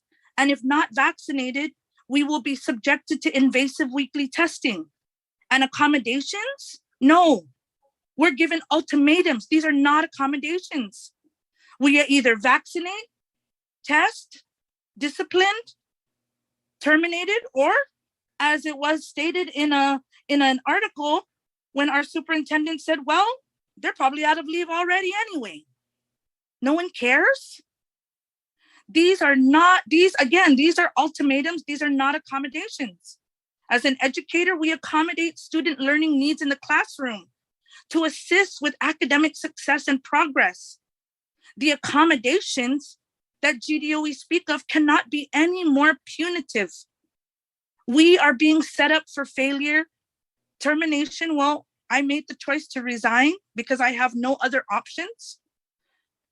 Regardless of our certification, our credentials, our years of employment, and our dedication to students. So I'd like to ask maybe public health, where's the logic in this? And what does this do if our school sites still have a mix of various individuals, vaccinated, unvaccinated, tested, not tested? So what does that do to keep our schools and our children safe? My two colleagues that tested positive real quick, that tested positive at my school site were fully vaccinated individuals. Thank goodness they're okay and they recovered. I'm not vaccinated and I haven't been sick. And you know what? I was in contact with them for more than 15 minutes. I was never called for contact tracing, never. So if public health can tell me, if the goal is to protect the island and get everybody 100% jabbed, then why is this not required across the board for the entire government of Guam? Okay. Mr. Chima, we have the executive branch agencies and also the autonomous agencies that fall under the purview of the executive branch. What is the reasoning that DPHSS does not require autonomous agencies to weekly test if they are unvaccinated?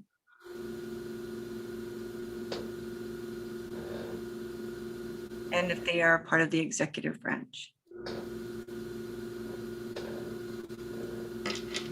Public health makes recommendation, not mandates. I think the mandates are by the executive branch.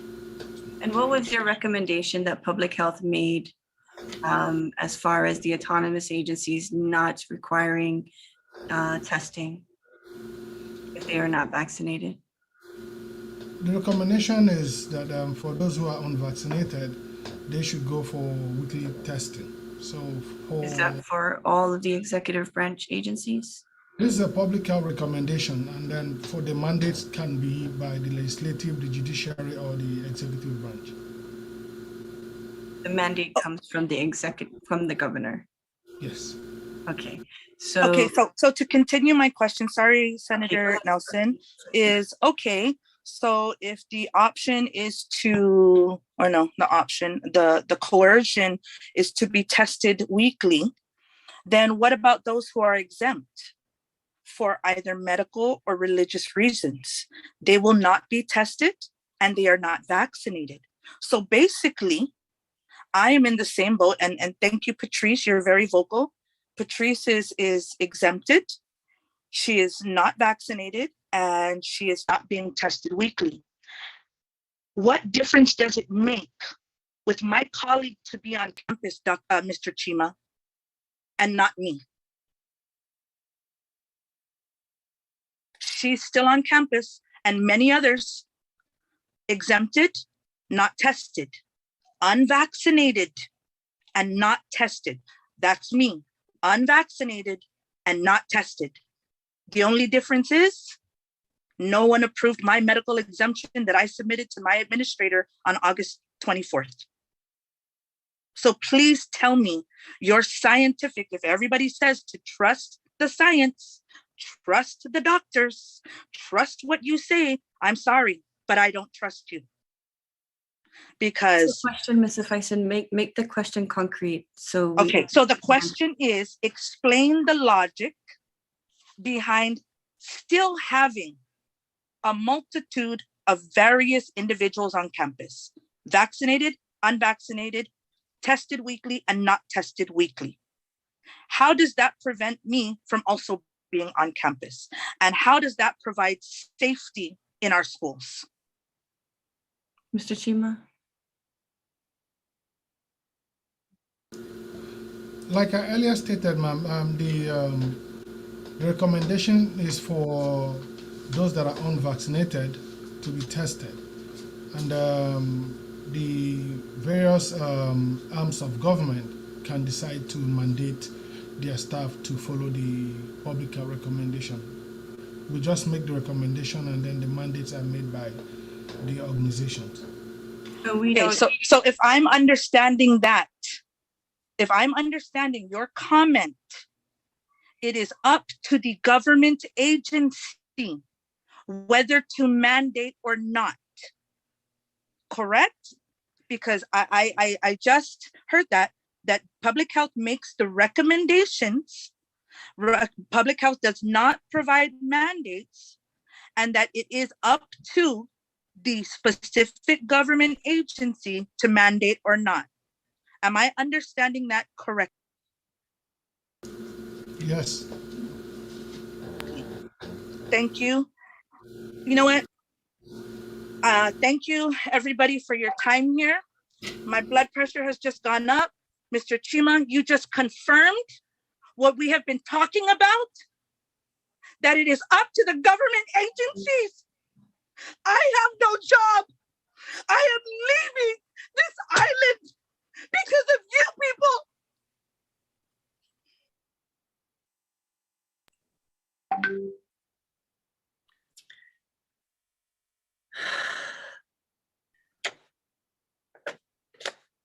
okay, is there anyone else that would like to give testimony? Senator, if I could just Yes, Mr. intervene, and I don't know if we have a difference of opinion here with Mr. Chima, but if you're referring to the autonomous agencies, that may be a different story. So Guam Power Authority, Guam Water Works, and so, maybe a different story when it comes to line agencies of which under the executive branch that are not autonomous. That executive order is deemed to be legally binding on us unless otherwise determined. So we do not view that as optional for the agencies. I mean, perhaps the autonomous agencies for sure may have a different approach or basis, but we do follow the governor's executive orders, and I would be very interested to see if executive orders do not apply to the Guam Department of Education by the governor. So just to clarify that when we say we're following the executive orders, is we do understand it has a legally binding effect on us as an agency. Okay, thank you, Mr. Superintendent.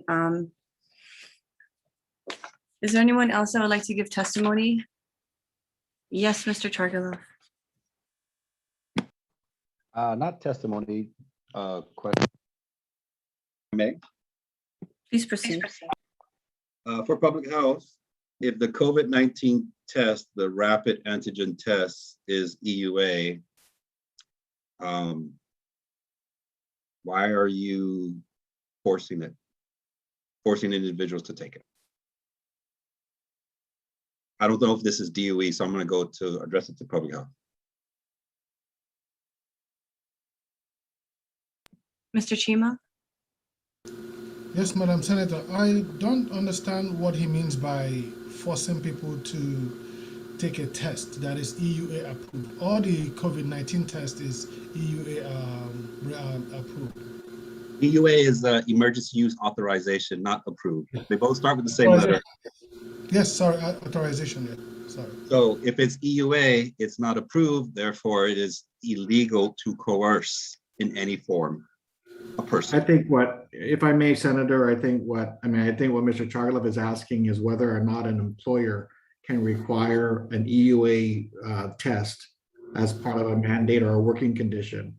And so I'm not the expert on that. I would say there is a Department of Justice, Office of Legal Counsel memorandum that concurs with FDA's interpretation that employers can mandate EUA test as an emergency, I guess under a public health emergency. So again, but I would leave that, for further confirmation from, your own lawyers or your own advisors, but that's my understanding. And that is, that is one of the questions I have is did the teachers file grievances? Were there any grievances filed properly concerning this issue, Mr. Superintendent? You don't have to discuss the nature of the grievances or the specifics, but have they? So I am not aware of any, but I see Mr. Chargaloff raising his hand, so I don't know if it's not reached my level yet. But if so, that would be an appropriate way to address a working condition within the Department of Education. And that process would allow for that grievance, of course, to elevate to not just to my level, but potentially the civil service and beyond. So we look forward to seeing that. I will check and see the status of that grievance, Mr. Chargaloff. Okay. Are there any more questions before? Okay, yes, Mr. Chargaloff.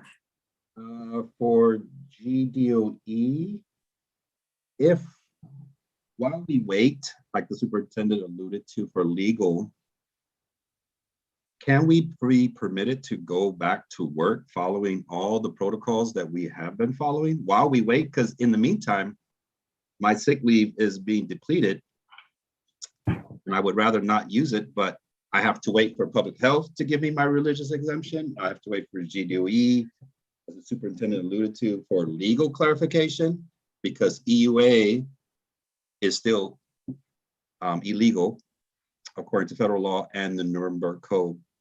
Emergency use authorization, not approval, authorization, which it states on the box of the Abbott Binax test. I've seen it, I've taken pictures, it's on the box for EUA. Yeah, So, ma'am. so I think that My question is can we report to work while we wait for all of this to be taken care of? Because this has all it's been not rushed. the fault of the individual. It's not the fault of the employee that the exemption forms have not been processed. So are they able to continue to work without having these requirements of required of them? While we follow the mitigation protocols that we have been following for the last 2 school years, the self-screening, the distancing, the mask, which were all working. So, Senator, I guess one clarification is just, I mean, Mr. Chargaloff said that GDOE was waiting for legal clarification. I mean, we are not currently waiting for any legal clarification, but like I said, if there is any legal question about that particular authority to require an EUA, test, an emergency use authorized test as part of a mandated working condition, I'm sure that can be pursued. I mean, maybe the legislature would want to look into that just to confirm. I can point you to an Office of Legal Counsel opinion that seems to be what the Department of Justice is relying on as a resource, but I'm sure you have other resources to look into. Regarding the return of employees to the workplace pending the approved exemption, I think what I would first urge is if there are pending exemptions, and again, the way that, there seems to be some room for improvement regarding this exemption process. The documentation that we sent around to our employees specified that the employees should be contacting the agencies directly, and they would receive their response directly. But it is important for us to also kind of be notified so that we're able to assist and so forth. So I'm not sure if that is fully addressed, but I would like my staff, Miss Keone who is a vaccination coordinator, to coordinate with DOA and or public health for any pending exemptions so that we can confirm and hopefully expedite those those issues. Okay. And if of course there's 2 exemptions we're talking about, right? One is an exemption from vaccination. The guidance is very clear in what was provided that an exemption from vaccination is not an exemption from testing. So there would need to be a separate exemption from testing. And if there is pending requests, we would hope to have that expedited so we can clarify the status of our employees. And if that means that, that we can consider that approved, exemption retroactively, we would certainly look into that. If it was not the employee's fault and there was a delay in the process of getting that response. With regard to a return, I mean, I think at that point we can address the return to campus. But again, we did not want to stray from that DOA guidance because we did not want to create too many gray areas here. But again, if there is a gray area, we would certainly like to clarify that for the employees, peace of mind. So we'll reach out to DOA and public health on that particular matter, Mr. Chargaloff and Senator Nelson. And if they did end up taking leave, maybe you can retro them to leave if the exceptions were not processed, give them back the leave that they had to take as the situation is no fault of their own. Correct. And I think part of the issue is that, we don't have clear, visibility into pending exemptions and so forth. So I think we'd like to, so we can make sure that there isn't any outstanding requests. And if it is, demonstrated that it's not the fault of the employee, but really the length of processing that has penalized the employee, I would certainly look into, addressing that. Thank you, Mr. Superintendent. And maybe you can also advocate for the testing requirement. If they already have a religious exemption for the vaccination, I mean, I don't see any reason to have a testing requirement weekly. I think that would require just further discussion. I know there are many places people look to for their, health policy guidance and advice. And so at this particular point, it looks like public health, as well as CDC, continues to include screening testing as a strategy for keeping places safe. Now, as things change, should the vaccination status of the community, impact that guidance, or should other emerging information impact that guidance, we certainly I think we would certainly yield and would like to follow the advice of the experts and professionals. But at this point, it looks like as if screening and testing continues to be a component of these mitigation efforts that are still being promoted at the national level as well as here locally. Okay, thank you. It appears that the CDC is a guideline, so it's not a requirement telling you to follow it by law. It's a guideline, and if the whole government is not enforcing these types of applications where you are required to test weekly, especially when we have a shortage of teachers, I think perhaps Mr. Chima and the superintendent, you can work towards some kind of middle ground to keep our teachers in the classroom, especially if they have the religious exemption or medical exemption completed. If that's something that, if you can just discuss that, if you, also Mr. Chima, if you can bring that up to your technical team. It's not being required within all the government agencies. There's a lot of gaps in these areas. I think those things need to be put into consideration. Senator, we will keep an open dialogue with public health on that. I just want to clarify though that we, at DOE, we do not participate, or we not participate. Of course, we always will be available to provide feedback, but we are not in the business of designing these mitigation strategies. We do work with public health to determine what is the guidance, recommendations, and requirements, but we are not experts in that area. We are simply trying to ensure that we are implementing what we believe to be legally binding directives. But again, this is of course subject to discussion and further, development. And if the board can also discuss those things for the record. This is why we're having this roundtable, is because the teachers felt that they were not being heard for public record. And so if the board can discuss these possibilities as well. You're a super smart man, Mr. Superintendent. You have the authority to run GDOE. You are the executive officer of it. So I think if you bring up the dialogue on these kind of concerns, especially when we're suffering from a shortage of teachers, I'm sure that there's some middle ground that GDOE and the board and perhaps DPHSS can revisit and discuss.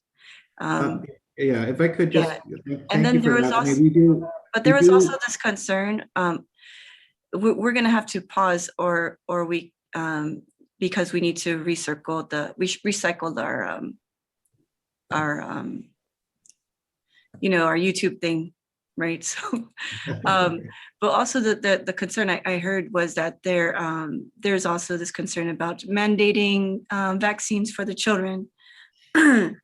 I really sincerely hope that that route is not explored at all.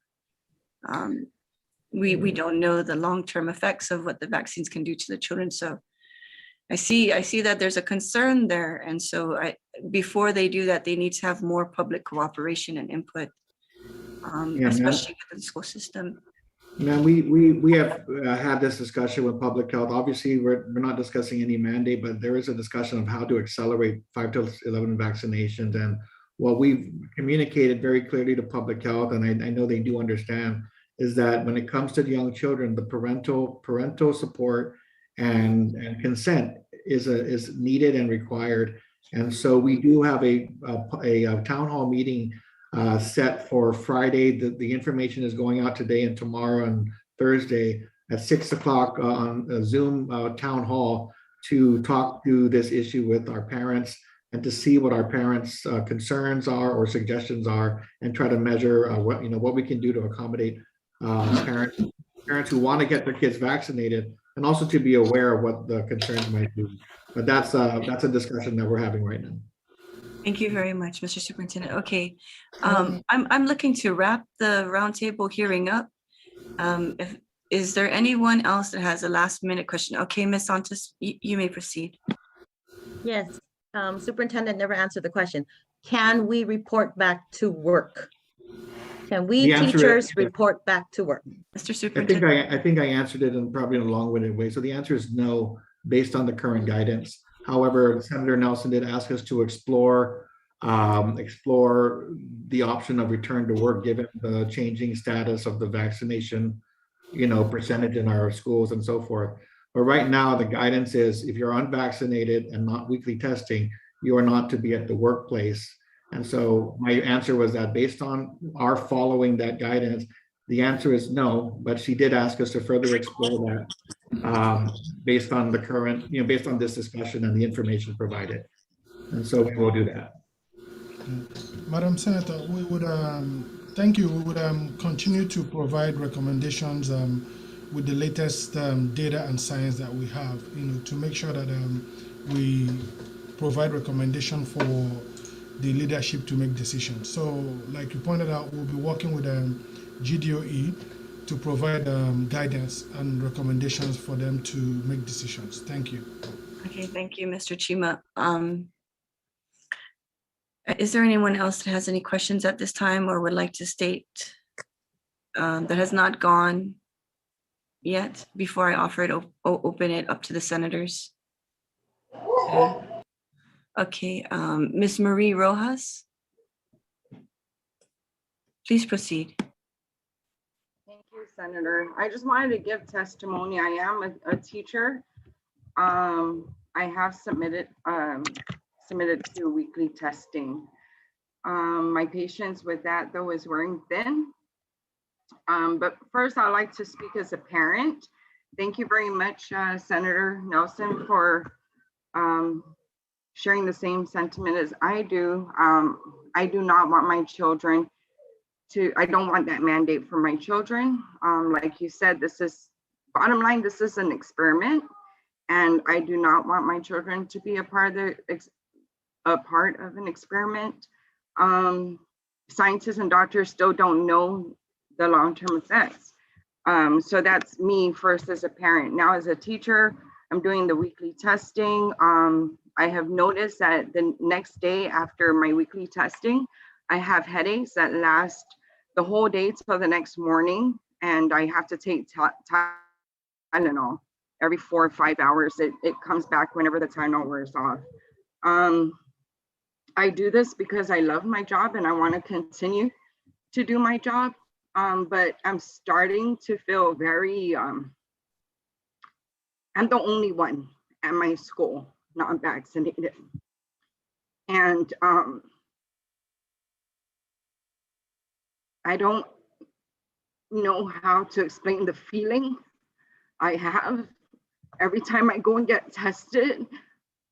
I feel like the 3 individuals that have to set up, get all prepped for this, put on the gown, put on their headgear and everything. I feel like they are pressuring me to get vaccinated because I feel like they're going through all that just for me, just for little me. I've actually had a coworker who was upset with me and told me to just get vaccinated already. And I'm just feeling targeted at the workplace because I'm the only one not vaccinated. And it's like they have to do all this just for little me. And I'm just like the stubborn one that doesn't want to take a shot. So that's all I wanted to say. Not really a question. I just wanted everyone to hear how I've been feeling. And I just feel like, Superintendent, you're very close to losing another teacher. And I only continue to do what I do because of the kids. But when I am treated this way, you know, me being forced to being there, I feel like they're nitpicking on little things and making my job just miserable. I have to keep reminding myself, you know, it's very easy. It's very easy for me to give in and just say, okay, you know, forget this. I'm just going to get the shot. It's very easy for me to just say, you know, they're going to treat me like this, and I'm not going to go and drive to a student's house and drop supplies. They want to make me sign personal leave for 30 minutes, you know. I go above and beyond my job, and yet I'm going to be treated like this. It's very easy for me to give up and say, you know, forget this. I'm not going to be treated like this. But then I think, if I do that, if I don't go the extra mile, if I don't, you know, drive to a student's house and drop supplies, who am I hurting? I'm not hurting the governor. I'm not hurting the superintendent. I'm not hurting my admin. I'm only hurting the kids. So I still continue to do what I do. That's it. Thank you. Thank you for hearing me out. I just needed to let that out. Thank you, Ms. Rojas. Do not feel you are a burden to anyone, especially if you are not vaccinated. You know, that is your choice. It is your freedom to do so. So courage. We're trying to come to a solution with DPHSS and GDOE. So please don't give up. And you are not a burden because you have to go get tested weekly. That is not true. So please a little bit, endure a little bit longer. It is your freedom to be unvaccinated, and that's okay. Okay, so is there anyone else that would like to ask any question before we move forward? Okay, let's go to the senators. Thank you very much, colleagues, for waiting, and thank you also for being attentive during this hearing. I will invite Senator Brown. You're the first person I see on the screen, so if you have any questions or comments, please make them at this time. Thank you very much, Madam Chair. Certainly a lot of issues have been brought to the table this evening, and I appreciate those teachers that have come to testify, because I'll tell you, I think we see and we hear their direct feelings with regards to this issue. I don't walk away from this hearing at all with any sense of confidence. I mean, I'm actually quite disturbed because I'm taken aback. We're all grown adults. We all have positions of responsibility, and yet how this situation has been handled, obviously more could have been done. I mean, I hear a certain degree of disconnect, and I understand everyone's busy with their respective responsibilities. DOE has its mandates to carry out. Public health has its duties as well. And certainly this pandemic has put a considerable burden on them and their operations. And there's a lot of, emotions and feelings and concerns that have been expressed this evening. But I think it's one of those moments where, those in power have to step up and be responsible. And I'm disappointed also that more of our colleagues that really need to hear the messages tonight, I don't know, maybe they are listening. Maybe they're at home listening to what has been discussed, because there's some of our colleagues probably that really need to hear this message that are not hearing the message of what's been relayed.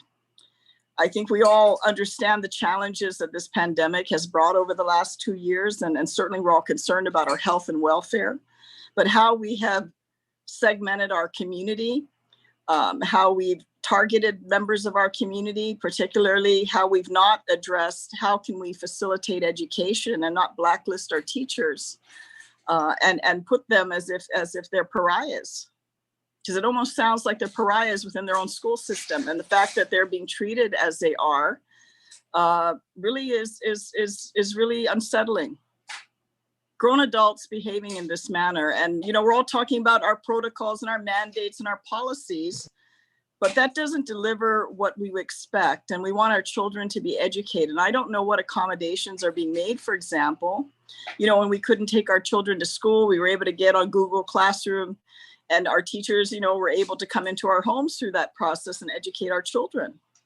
I don't know what accommodations have been made to accommodate teachers. If you're saying they can't go in the classroom, why can't they be in Zoom with their students so they can still have the opportunity to educate and be engaged with their children, especially if there's non-certified teachers that are being put in place as these certified teachers leave.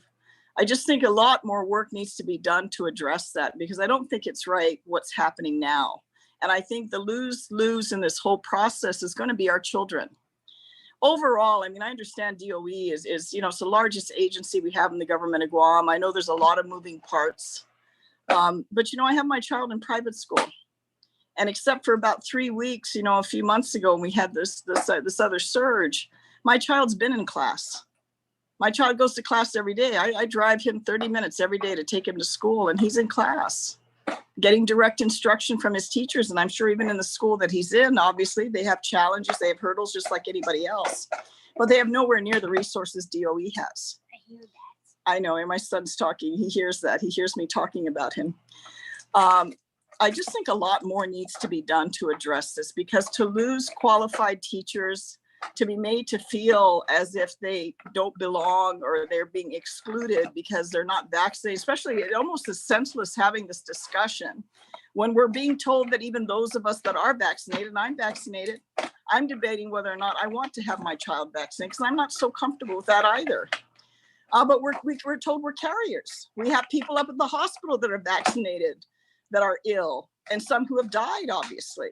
So I don't know if this is the ultimate solution, is that, you know, being vaccinated is your free pass. And if you're not vaccinated, well, then obviously, you know, the odds of you getting infected and spreading it are even better. I mean, I don't think the science has come to that point that's really clear cut. So I think we definitely need to look at that, but definitely better, Mr. Superintendent, if I could ask you, I mean, what accommodations can you make moving forward? Because, you know, you've got teachers that are very dedicated that are leaving or feeling excluded, feeling not being treated in a professional manner, being removed from their children, as if, like I said, they become pariahs in the system. And I just don't understand that, when we can literally go to, you know, watch a movie, go to the grocery store, go to our favorite shopping mall and hang out and do all the things that we're doing. And yet in the classroom, you know, they're being treated this way. Professionals are being treated this way. And it's all to the detriment of DOE at the end of the day if you continue to lose these certified teachers, because I don't know who you're going to replace them with. So if I can ask that question, what can DOE do to step up to address this issue with our teachers? First of all, I think we should clarify that this is not just a GDOE issue, right, Senator? I mean, this is a government-wide mandate that's been allowed to stand under the governor's public health emergency powers and at the advice of public health. And as I've said before, we're not public health experts. We read, we learn, we understand what the public health recommendations are. The recommendation for vaccination has a public health underpinning that hasn't been discussed here. And we're not experts, but I can echo to you that the theory behind this push for vaccination is that even though vaccinations are not perfect, even though they are not 100% effective, they are added protection in terms of being able to be infected and transmit the virus. So the advice that I'm aware of, and the reason why the vaccinations and this mandate has been pushed forward, is the theory that if you aren't vaccinated, you have a higher likelihood of being infected or transmitting the virus. Now, again, I'm not going to be in a position here to challenge CDC studies and guidance. I've read those studies. I've listened to public health.